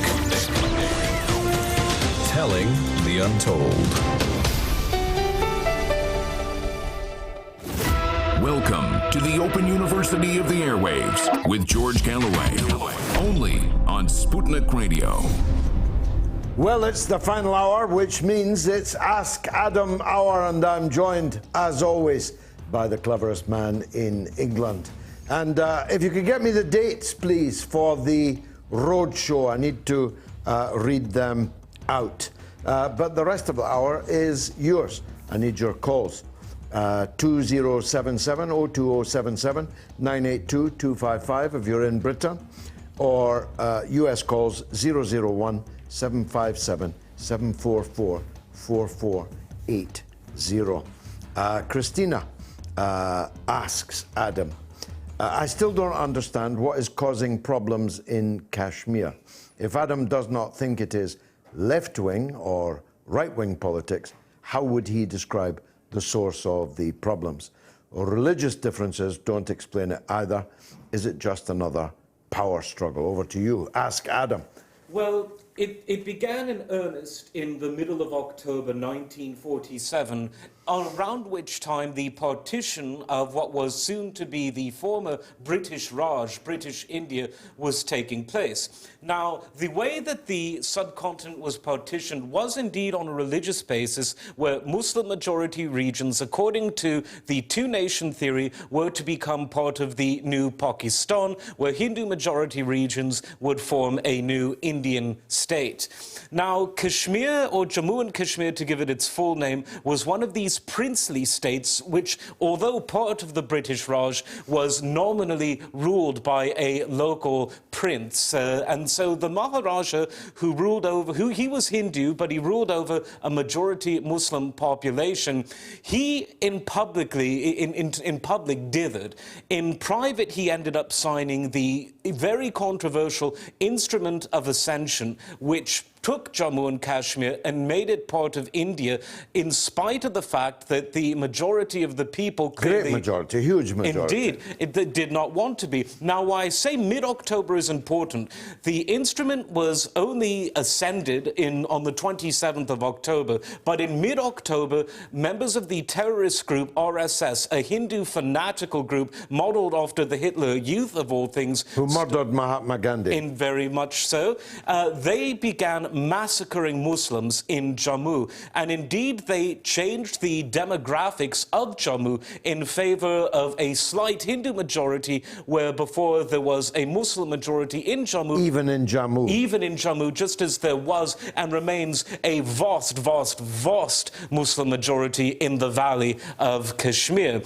So what happened was a war broke out. The various Pathan, Pashtun tribesmen came into the Jammu to fight the RSS, and the fighting spread, and you had the first war between India and Pakistan, even though, and this is crucial, it began before there was an India, it began before there was a Pakistan, only by a few weeks, but it was in those few weeks where the die were cast and the great struggle for Kashmiri freedom began, because Kashmir was essentially taken prisoner by an India that wanted to rule them because of the important rivers that run through Kashmir, and therefore the important resource of water. But the people themselves didn't want to be Indian. They never felt Indian, and they still don't. If you have difficulty ruling a place that's a legally defined disputed territory, which according to the UN it still very much is, there's a reason for it. The people there don't feel Indian.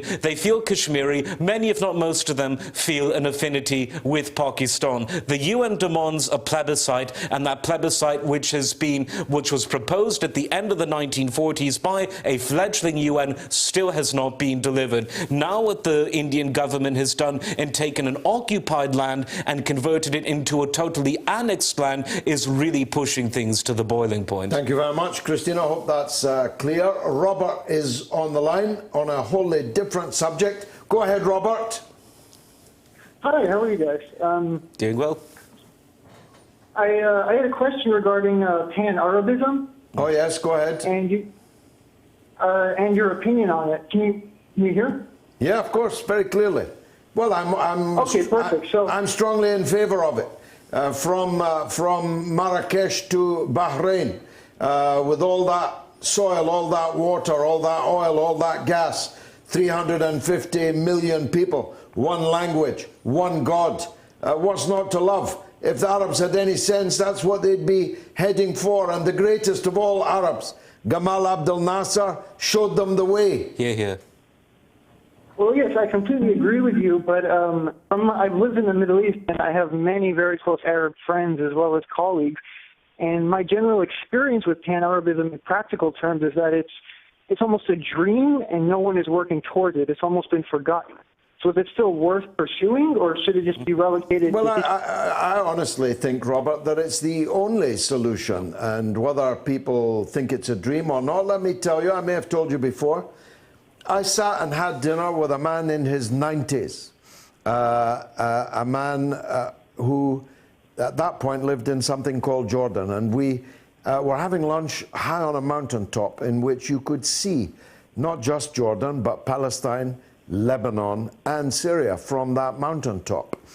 And I asked this 93, 94-year-old man, when you were a young man, none of these countries existed. So what did you call yourself back then? He was temporarily perplexed by the question, but eventually he said, we were Arabs from Bilad al-Sham, from the land of Sham, Greater Syria. Now, it may be a dream, but I was sitting with a man, he's dead now unfortunately, but I was sitting with him not that long ago, who remembered when it was one union, one common conception of Arabism. Adam. Well, I agree with everything you've just said, and we have to remember the Arab world has been united for far longer than it's been divided, whether under Arab caliphates or in an intact form under the control of the Ottoman Empire, who more or less let the Arabs do whatever they wanted in many ways, and some might disagree, but just as the Romans thought of the Greeks as the cultural foundation of a mighty military empire, the Ottomans, because they took the religion of the Prophet Muhammad, peace be upon him, who was an Arab, they looked to the Arabic world in the same way that the Romans looked to the Hellenic world, the Greek world. And so it was only in the 20th century when you had a previously indivisible space divided. And when you think about it, with all the oil, all the ports, all the minerals, all the vegetation, all of the history that the Arab world has, this expansive piece of geography, if it were to unite, it would be a superpower. And yet you talk to Arabs, whether in real life or on social media, they say no, because Maghrebis and Levantines and Gulfies have a different word for this chicken or lamb dish. We can't unite and be a superpower. Madness. Look, I'll tell you what, Robert, just say to your friends, do you think that the Western countries that dominate you would like you to be united or not? And if you ask that question, you know the answer. And if the Western countries don't want the Arabs to be united, that's a pretty good reason to be united, isn't it? Well, you know, George, I'll have to say that I've yelled that to many of my friends' faces, and it doesn't seem to be getting through. But I do have one more question regarding your experience. Were you in Jerash? I've been in Jerash, yes. Very beautiful. Yeah, I had quite a similar experience. I don't know if it was on the same mountaintop, and I doubt it was with the same person, but it's a beautiful place. Indeed, truly beautiful. That's one of the problems about the Arab world. It is very beautiful. Its culture is beautiful. Its spirituality is beautiful. It is vast in its expanse. One could spend one's entire life traveling from one end of it to the other and enjoying the mosaic that the Arab countries represent. I fell in love with it in 1977, and notwithstanding a few putative divorces, I'm still in love with it today. Robert, thanks for the call. Michael is in Washington. What would you like to say, Michael? Yeah, I'd like to get a conversation started about the climate change with regarding to the burning of the forests. A lot of people say, well, it's there to clear the air or filter the air and stuff, and they talk about the rising seas because, oh, it's going to spoil our real estate and our big mansions by the oceans and the beaches. But what they don't talk about is the oxygen in the air. I mean, you have to have a 15% oxygen for us humans to breathe with good lungs. But when it falls below 13%, my understanding is that we suffocate and die. And you'll see these people with the tubes in their nose because they need oxygen, because you have a liter requirement per, I don't know what the formula is, but if you have bad lungs, you have to get more oxygen. If you're up in the mountains where the air is thin, you breathe faster because you need more oxygen. But when you burn the forests and you remove the oxygen makers, we're in trouble. No, what do you think? Yeah, well, of course, it's alarming to everyone when places go on fire and when forests go on fire. It has an even greater import for the whole world, not just for those immediately affected. There are always fires at this time of the year. There are also fires going on elsewhere. But this Amazon fire appears to be particularly apocalyptic. Would you say, Adam? Absolutely. I was actually thinking about this today and thinking about why the Green Movement, like so many political movements before it, is shooting not only itself in the foot, but is shooting its cause in the foot. When people talk about environmental protection, they ought to think locally first. In fact, some of the early environmentalists of the mid-20th century even had that phrase, think globally but act locally. It's very important for people to stop polluting their local environments, and one of the ways to fix that, pick up rubbish, plant trees, water trees. But when they start talking in this grandiose apocalyptic language and combine it with the ethos of Trotskyism, it's so off-putting to so many, because instead of being pro-environment, it strikes many moderate people like myself as being anti-technology, anti-employment, anti-industry, anti-progress, and anti-human freedom.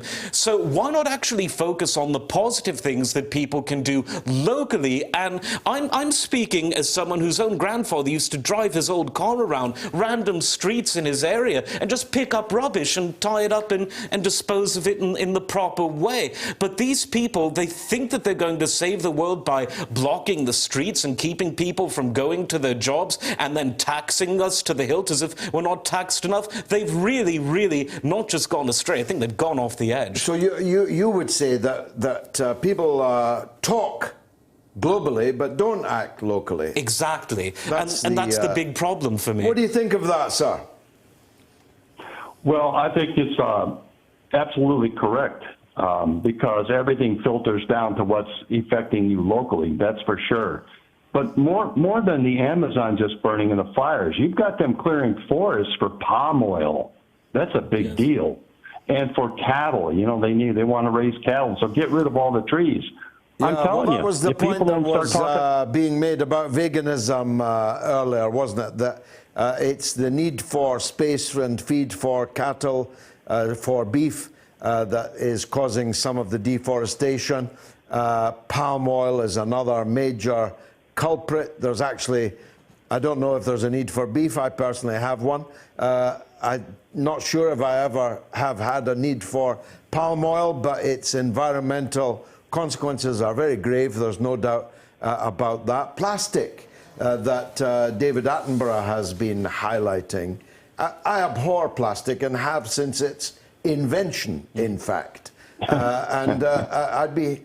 in fact, my children have a standing injunction that there is to be no plastic junk, as I put it, in their Christmas stockings or their birthday presents and so on. So, again, it's Adam saying you've got to act locally before you can really hope to act globally. You can talk globally, easy, but talking is cheap, isn't it?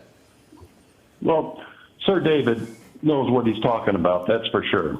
Yeah. And I really would like to reemphasize the percent of oxygen in our air needs to be mentioned, or we're missing something. Yeah, wonderful. You've got a great radio voice, by the way. You're not a radio presenter, are you? No, I'm not. You should be. You missed your calling. Thanks very much. A lovely call. Ali is in the Netherlands. Let's hear from him. Go ahead, Ali. Aha, we've lost Ali. This, the Green Party is a perfect example of that, and not just in Britain. I have heard the Green Party speak of nothing else for the last 3 years other than stopping the democratic decision to Brexit from the European Union. I'd forgotten they had an environmental narrative and agenda at all. Same is true of Green parties in different countries.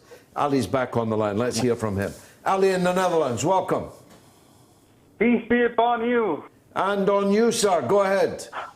Honorable gentlemen, I was wondering, your prediction for the next elections in the U.S., if you'd asked me, Bernie Sanders won the 2016 election. Sadly, we just did not get to witness it as a world.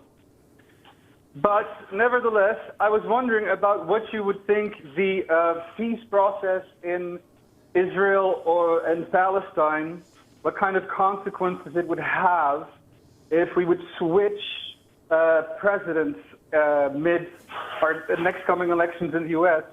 Do you think that would benefit the peace, or do you think that it would cut it off? Well, I can because answer. At this point, I know is that the Israeli society is quite divided. There's elections coming up there as well, and I think those are a little bit more important at this point in time than the elections in the U.S. Well, they're divided between the far right and the really far right. There is nobody with any prospect of winning the elections in Israel who has the slightest, remotest interest in what you, Ali, if you'll forgive me, laughingly call the peace process. There is no peace process. And it's vitally important that people understand that, because it's this chimera of a peace process, which is a never-ending process for decades, and now there isn't even a process. It was never-ending process and no peace. Now there's no process and, of course, by definition, no peace. But the first part of your question is more interesting to me. Adam and I have different opinions on some things, and this is one of them. I believe if the Democrats choose Bernie Sanders, he will win. But if they don't choose Bernie Sanders, they will lose, and Trump will serve a second presidential term. Adam, I think your view is that Trump's going to win whoever's up against him. That's right. And as I was listening to the first part of the show, I thought that maybe we should make this interesting. I propose that if Donald Trump beats Bernie Sanders in the election, I'll have to go on air on this show wearing a hat supporting a Celtic FC, your football club. If, however, Donald Trump beats Bernie Sanders, and I almost feel dirty just saying this because the hat is part of you, but you would have to wear some piece of headgear promoting whichever progressive rock band you like least. And I know that there's quite a few to choose from. That is imaginative, I must say. And you're sticking to that. You're absolutely certain Trump's going to win whoever's up against him. I'll wager my hat on it, yes. Well, there you go, Ali. Not the answer perhaps you were looking for. I believe that Bernie Sanders is the only person, and I believe it last time too, I agree. The only person who could have beaten Trump and remains so. I agree with you that if Bernie Sanders gets the nomination and the DNC does its job, which it's not doing at this point in time, he will win. But he will not be opposed by Bernie Sanders. This is the whole point.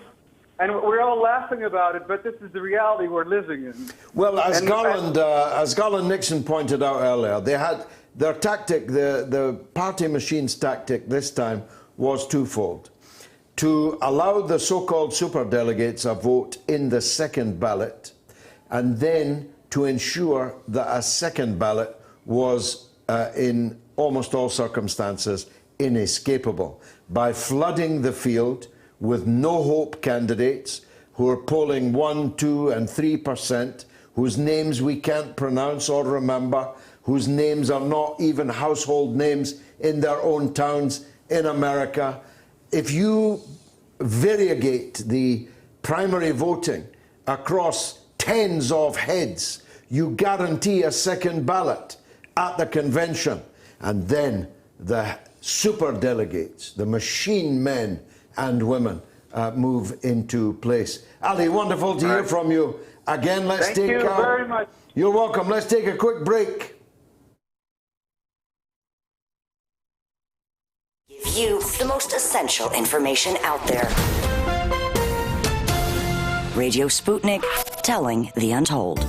Tune in Tuesdays to Loud and Clear with Brian Becker for Women in Society with Professor Hannah Dickinson, where we talk about the major issues, challenges, and struggles facing women in all aspects of society. Hannah Dickinson, professor and organizer with the Geneva Women's Assembly, joins the show this Tuesday and every Tuesday on Loud and Clear. It's time to double down with Max and Stacy. Yeah, double down. We're talking markets, finance, business, economics, ka-ching, bling, just about everything money related on Sputnik. It's called Double Down. We're asking, are dead cats bouncing or have fundamentals changed? That's this week on Double Down.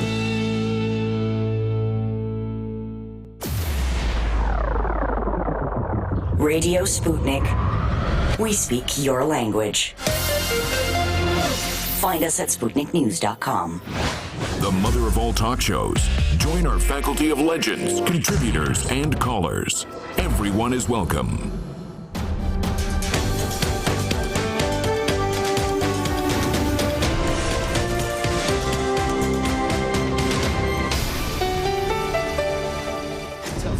Want to talk? Get in touch with us at radio@SputnikNews.com. Adam, T-phobic fan, says Adam should eat George's hat if Bernie wins. And Stevie G. Wiz says ban politicians for wasting oxygen and producing hot air. Very good one. Tahane Wilson Cooper says the Arab Union is far less destructive than the British was, is, and most likely will remain as such. And Free Thought says you shouldn't simplistically generalize about the culture of the Middle East region. Thus speaks someone who doesn't want them to unite. What do you mean simplistically generalize? I've been with the Arabs for 45 years. I've spent more time in any Arab country than almost anyone else in this country, never mind in all of them. There's only one of them, in fact, I haven't yet been in. And Gregory Wonderwheel says, this is the one point I disagree with George on. Pan-Arabism is racist, just as much as if we argued for pan-Englishism. I don't really... Well, Nadine's on line one to talk about this very subject. We're under fire, Adam. Nadine, go ahead. Hello, George, and hello, Adam. I'm a big fan of the both of you. Thank you. Where are you calling from? I'm calling from Montreal, Canada. Okay, fantastic. Great to hear from you. Go on. Thank you. I only wanted to comment on why I think pan-Arabism feels like a dream to most Arabs. I don't think it's because most of us don't think that the majority wants it or that we're not working towards it. It's more a matter of the challenge of defeating Islamism, which we believe, I think most Arabs, as an Arab, and that's the opinion that I hear from most Arabs around me, is that we see Islamism as a tool that was intentionally funded and promoted to destroy pan-Arabism and displace it and drive divisions across the Arab world across varying lines. Well, that's absolutely true. Pan-Arabism is the precise opposite of Islamism. It is positing Arabism as the overarching identity for the people from Marrakesh to Bahrain, and it is the only identity that can do so. Not every person in the Arab world is a Muslim. The majority are Muslim, but there are many Arab Christians, there are many Arab Druze, there are Arab secular people, there are Arab Jews, there are all kinds of Arabs. But if you build states or build parties, build movements on that kind of identity, you're guaranteed disunity. Whereas pan-Arabism is something that everyone can get behind, isn't it? Adam? Well, I agree with everything you've said, and you have to look at what conflicts are being caused and from what sources. If they're saying this is a Syria only for those who believe in Greater Syria as a concept, it negates Arabs who don't buy into that nostalgia for something which never even really existed. If you say we are for the Sunni Muslims, look at what it does to the many tens of hundreds of millions of Shia. Or if we're just all for Muslims full stop, which no one ever says that, there's always always a sectarian caveat, even within Islam, then it's obviously a grave danger to the Christians, whose population in Iraq and in Syria has been wiped out by the great purveyors of democracy, that Blair and Cameron and Obama wearing their Christianity on their sleeve. Yes, quite, yes, the hypocrites there. So as you say, the only commonality is Arabism, and there's a wonderful clip, I believe it's from your Kalmaya Horror show, where you're speaking about this, about in Lebanon, yes. In Lebanon, a single language, a single God, because obviously Christians and Muslims, same God, the one true God, as you instructed me in our theological school that we had on air a few weeks ago. But all of these things, when you look at China, multiple languages, a vast expanse. When you look at Russia, which is really, they call India a subcontinent, what does that make Russia? It's really a continent in and of itself when you think of the expanse. When you look at this failed European Union, at least Europeans aren't killing each other. They're doing a lot of other rubbish things because of this wretched EU. But look at all the different languages, and they pretend that's a union. The Arabs had a union. They had unity both under caliphates and under Arab caliphates, I should say, and under the Turkish caliphate, the Ottomans. And they all speak the same language, yes. Nadine, final word to you. Actually, I was wondering what your thoughts would be about the solution, because the way we see it is that frankly the political parties that espouse pan-Arabist ideas are always outfunded by either the Islamist parties, which obviously receives the funding from different states, so different nations. Well, things, look, Nadine, things wax and wane. You sound young, and therefore it's important to make this point to you.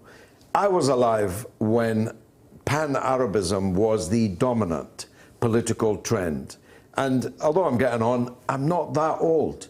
But I was alive when pan-Arabism, when Nasserism, when the Ba'ath Party were powerful, growing, vibrant organizations. I always preferred Nasserism myself. Now, what goes up can come down. But of course, what comes down can also go back up. Now, Islamism, as a political creed, has utterly failed. It has completely, comprehensively failed. It has morphed into the most horrific phenomenon that we have, I think, ever seen in modern times, at least, in human history. When people gloss over it now, but if you laid all the crimes of Al-Qaeda and ISIS and the alphabet soup of Islamist fanaticism in Syria, in Iraq also, if you laid them end to end, you would circumnavigate the world, you know. The number of throats they cut, people they murdered, religious places they destroyed, the sectarian hatred they engendered. Look at these pictures now, which no one in the West is looking at, because no one is showing them, of the Christian people in Syria celebrating the defeat of ISIS and Al-Qaeda and the other rats that had occupied them for years in Syria. People are ringing church bells. They are singing hosannas. The people liberated by the Syrian Arab army are celebrating joyously. Absolute rhapsody. It's something to make a stone cry. But nobody in the West sees it because none of these pictures have been shown, Nadine. Yeah. And may I please also add that I think the other challenge that we also have is that we have these political parties that are completely servants to the West, and they get obviously support from the outside. So the challenge really remains that we need to find a way to support and fund pan-Arabist political parties. Well, you're right, but they'll have to form them first. They'll have to make unity with each other if they want to unite the Arabs. Syria and Iraq remain two separate countries at daggers drawn, even though the Ba'ath Party ruled both of them, and for decades. So they have to unite themselves first before they're going to have any chance of uniting the Arab people. Thanks very much indeed, Nadine, for that call in Montreal. Wow. Who's on the line? Ramsey in London. Go ahead, Ramsey. Yes, I'm a big fan of yours, and thank you. And last time I spoke to you was in 2003 on Steps of SOAS.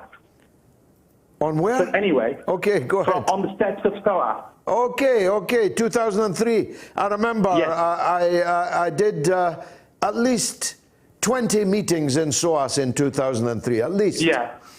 Yeah, go ahead. Anyway, I wanted to talk about. I can hear myself, by the way. But, That's okay. it's okay. You're very clear. Go on. Yeah. So I wanted to talk about pan-Arabism and clientelism. The problem in the Middle East is that there is clientelism, unlike in the metropoles in London and like in the West. Explain what you mean by that, will you? Okay, so there are hierarchies that when one person employs the other person, right? Mm-hmm. And that creates a vested interest, and these vested interests are because those during the era of colonialism. There were state apparatus that were created in order to extract wealth from the Middle East. Yeah. And well, look, you're onto something. You're onto something there. What's happened, Ramsey, is that the old style of colonialism, where you actually physically occupy.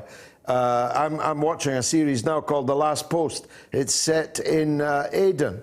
And it is literally in the 60s. The Beatles are top of the charts, and the British Army is still occupying Aden. It was the last post. Now, all that has gone, although the British are back in Bahrain and in Oman. But it's largely gone. But what happens now is Western countries support the tyrants that rule the Arab countries on the promise that those tyrants will use the petrodollars they generate for the betterment of the Western countries that prop them up rather than their own countries, don't you think? There's a missing bourgeoisie in the Middle East and in the wider so-called third world. There's a missing bourgeoisie. Yeah. So what that means is that the lumpen proletariat in the Middle East and other places in the world cannot demand a change from the state class. There's something called the state class. There's a writer called Milovan Dilas who wrote about them, and that's really the problem in the Middle East. There's no bourgeoisie, there's no public sphere. Absolutely, because of the abnormal development which happened in the Middle East, largely because of the creation of Israel. All normal politics were, for crucial decades, suspended. They never occurred because fake rulers mobilized their whole people behind the notion of removing the Zionist state and liberating Palestine, don't you think? Well, if you want to go, let's go to Egypt, for example. In Egypt, there was, because beforehand there was no ownership of land as in the same way that there is in Europe. And because of the demands of colonialism, there were, the administrators took over the land in Egypt, and that provided lots and lots of cotton to the mills in Lancashire. Mm-hmm. Okay, look, it was a bad line, but a good call. Don't be a stranger. Come back again. I've got another call on the line on the same subject. Who knew? Who knew that Pan-Arabism would be the topic of the night? It's Nestor on the line. Nestor. Yes. Thank you for having my call. Where are you calling from? I'm calling from Maryland, USA. Okay, welcome, sir. Go ahead. Yes. For starters, I'm Latino. I was raised Catholic. My grandma's evangelical, and you know how you were mentioning that in the West there's no unifying idea or anything that unifies anything. But my point is, U.S. promotes that, goes on, protects Christianity and all that. But at the same time, in Venezuela, they're starving thousands of Christians. And nobody really talks about it because, for some reason, people want to forget that. A lot of Latin America... Well, this line, I'm sorry, Nestor, this line is becoming uncontrollable, but it was a very powerful point that you made in any case, that the so-called Christian countries are martyring Christians in Venezuela by starvation. They martyred them even more bloodily in Syria when the Western Christian countries supported the legions of Islamist fanatics who were cutting the heads off Christians. Lack of unity? Go figure. Let's take a break. 24 hours a day, 7 days a week. We give you the most essential information out there. Radio Sputnik, telling the untold. By Any Means Necessary is your guide to the movement and efforts shaping the world around us. From mass incarceration. No longer am I interested in or concerned with prison reform. I am interested only in the eradication of prisons. To the battle between police and water protectors. It was a pretty punishing disregard for the sanctity of human life, that unleashing water cannons on peaceful, prayerful water protectors. From efforts to protect the environment. The climate movement is ready to, with plenty of opposition research and force and strength, along with, the right of both science and morality to fight them on this. To the movement for Black Lives. When I first saw the Michael Brown video, and I saw that it clearly contradicted the narrative put forth by the Ferguson Police Department and by police supporters in general, 3 words came to mind. Color me shocked. Stay tuned to By Any Means Necessary, 5 days a week here on Radio Sputnik.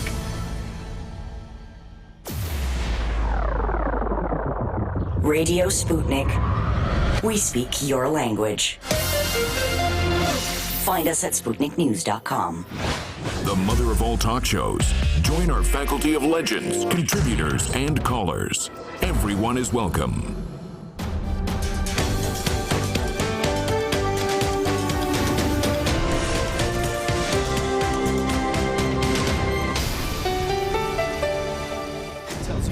Want to talk? Get in touch with us at radio@SputnikNews.com. Ask Adam. With Illinois Congressman Joe Walsh's decision to challenge Trump for the GOP nomination, do you see him having an impact in the GOP primaries? And do you think former South Carolina Governor and Congressman Mark Sanford will also run? Well, when most people hear the name Joe Walsh, they think of the James Gang rather than the Republican Party. Wasn't he a pop singer also? He was the guitar player.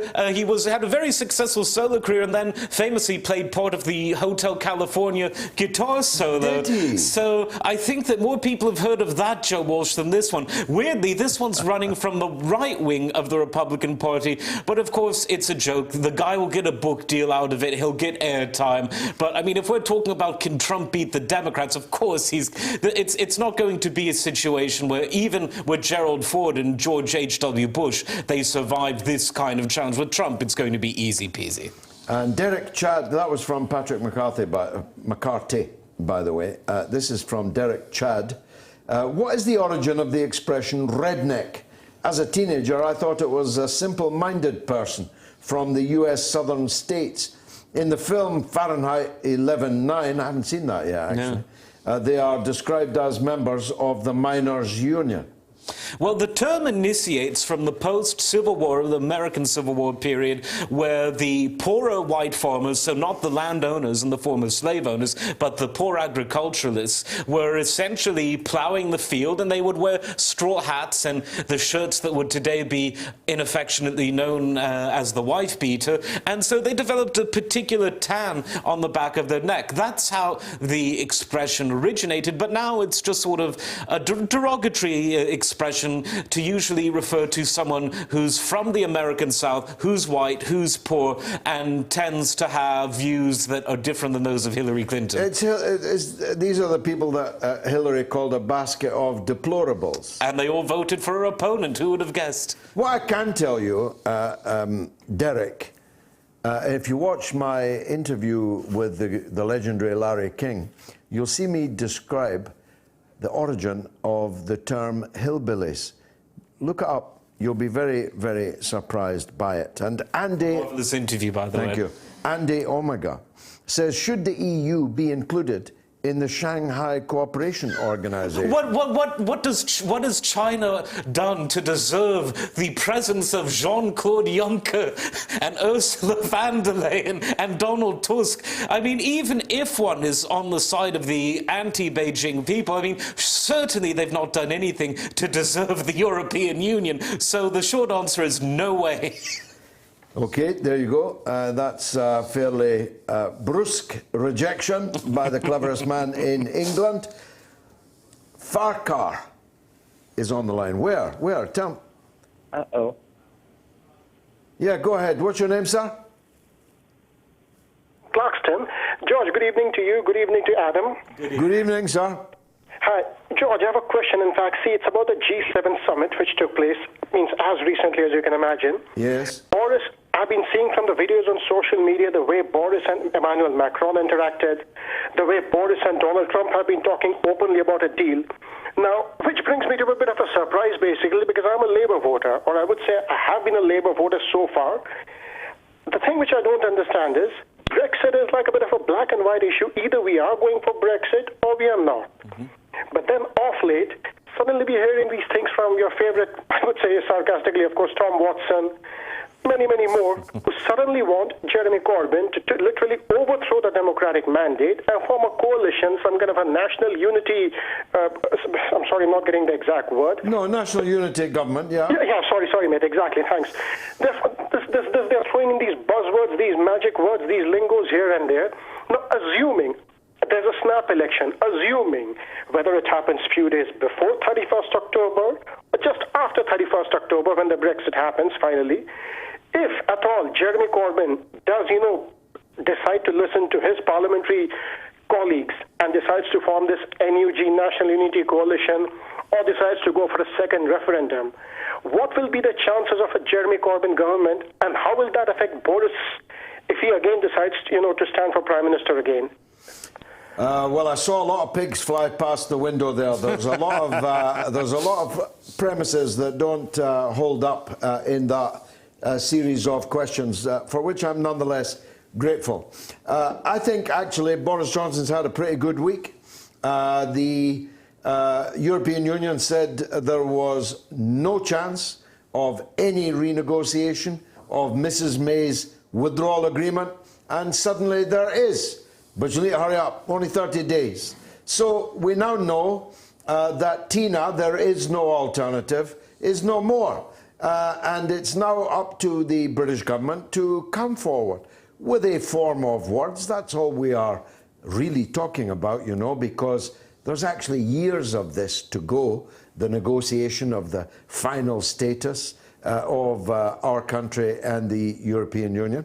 And then Macron, although he covered it up in a lot of rather sour rhetoric, agreed with Chancellor Merkel that you do have 30 days to come up with a new formulation.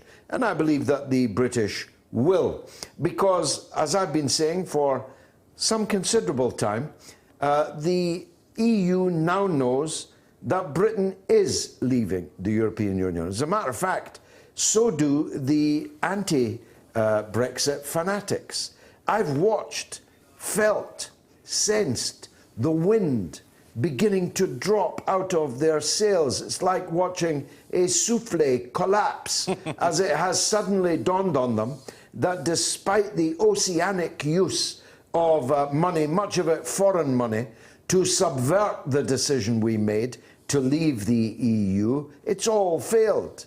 The great epic counter-revolution has failed. We are going to be leaving, and moreover, we are going to be leaving on Halloween. So suddenly, everyone has to get their footing rearranged because politics after we've left will, of course, be entirely different to the politics before we left.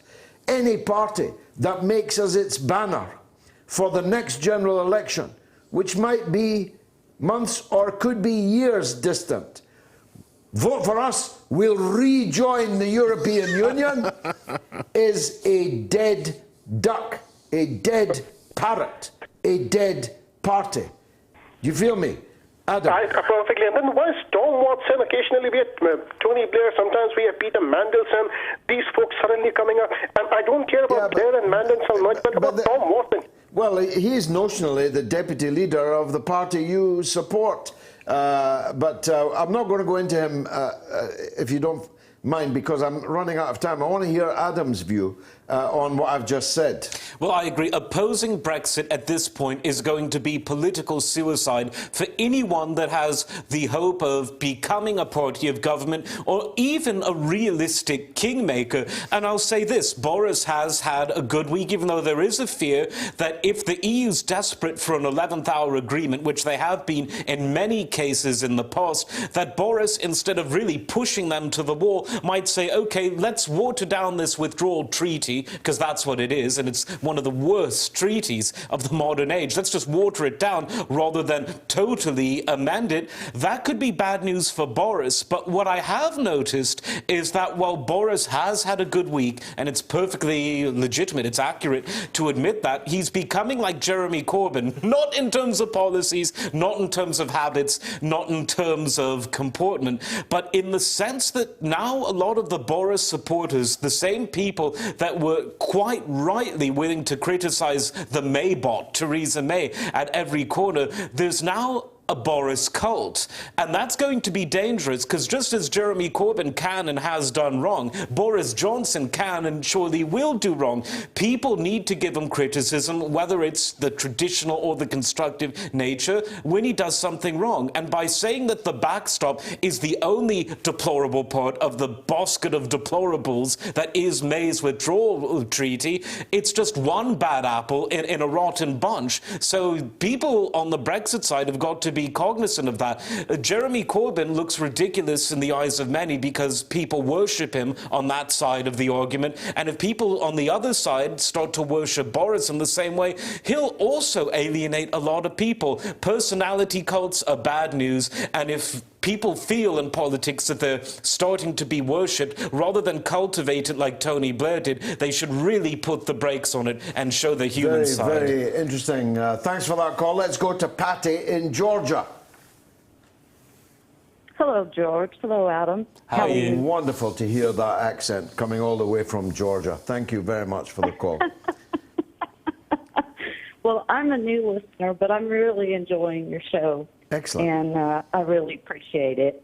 Thank you. And I appreciate taking my call. My question is regarding Bernie Sanders. Yeah. I'm a supporter, and I believe that, of course, that he has the votes. But if the DNC establishment continues doing what it's doing, Senator Sanders continues to say he'll support whoever the Democratic nominee is. But I don't think we will. Well, I think you're right. I mean, I wouldn't. After they cheated him last time, I don't have a vote, of course, but I supported Dr. Jill Stein, the Green Party candidate. There's no way, if Bernie is not the candidate, that someone like me, or from what you say, someone like you, can, I mean, could you possibly support Joe Biden? No, absolutely not.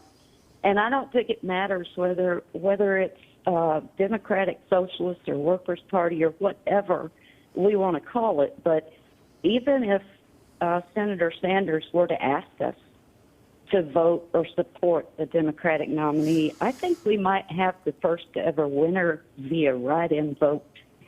Well, he did ask you to support Hillary Clinton.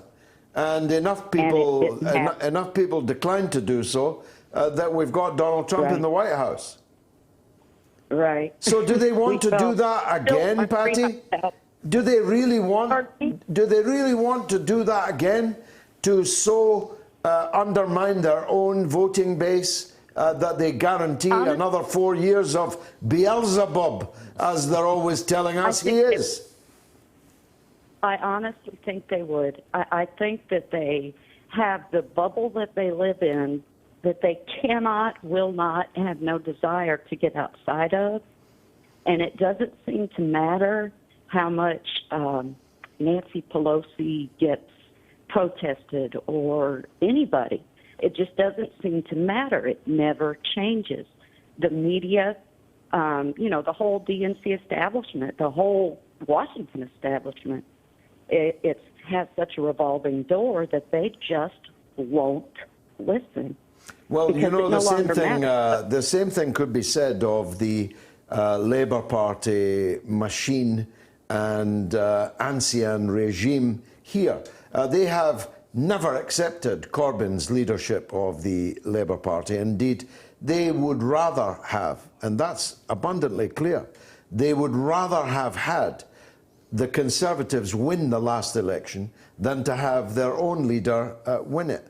So the same forces, the same mentality is to a great extent at work. Adam, last words from you on this. Well, these days, there are not many decent politicians who can think on their feet, speak on their feet, and make up their own mind without a focus group, straw poll, tin poll, and a cat on a hot tin roof. You obviously didn't need any of that. Your ideas were yours, and you didn't need anyone to tell you how to say them. These days, you have all these PR companies and focus groups, and I really think that the Democratic Party in America and the Labour Party in Britain must be getting the advice from the same people, because they're advising Labour to betray Brexit, which is shooting themselves in one foot. Then with the guns still warm, they're telling the Democrats, get Hillary in there, or get a Hillary clone, even if it's someone who's lost some of his marbles, like Biden apparently has. And that's just giving them the gun to shoot them in the other foot, two left feet, if one wants to get that much more metaphorical. But it's really just so silly.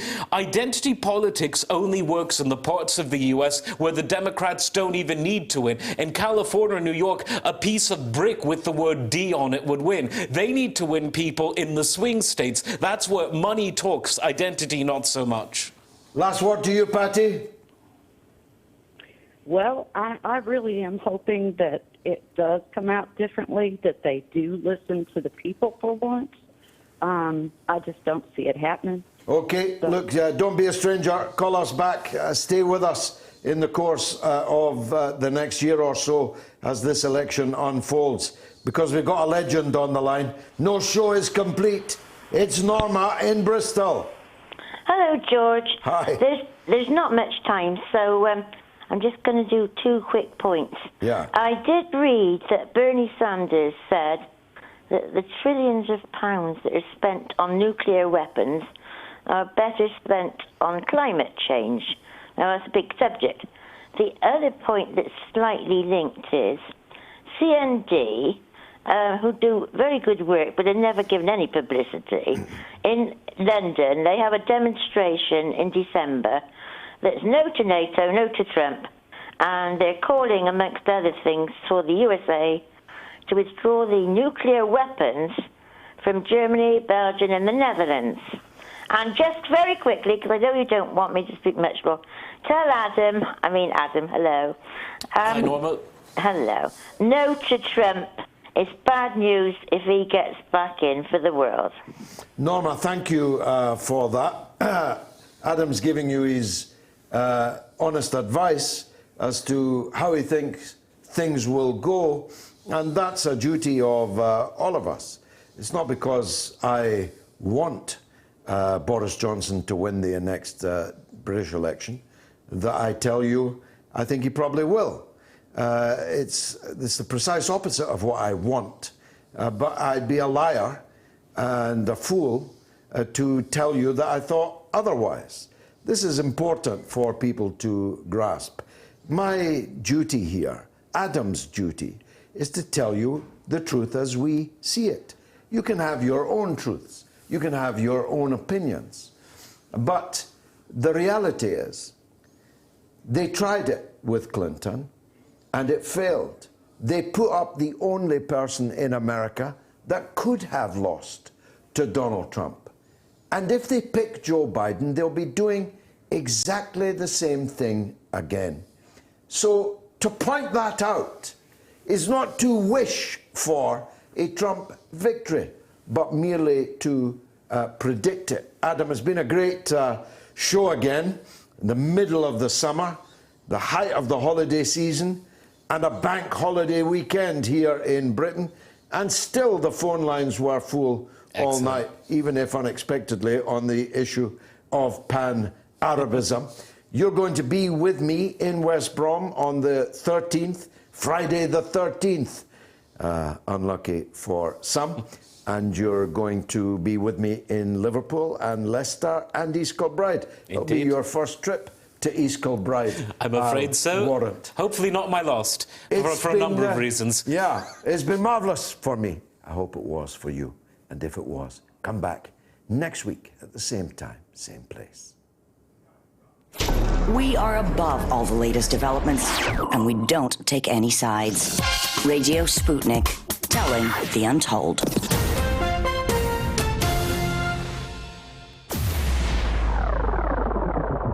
Radio Sputnik.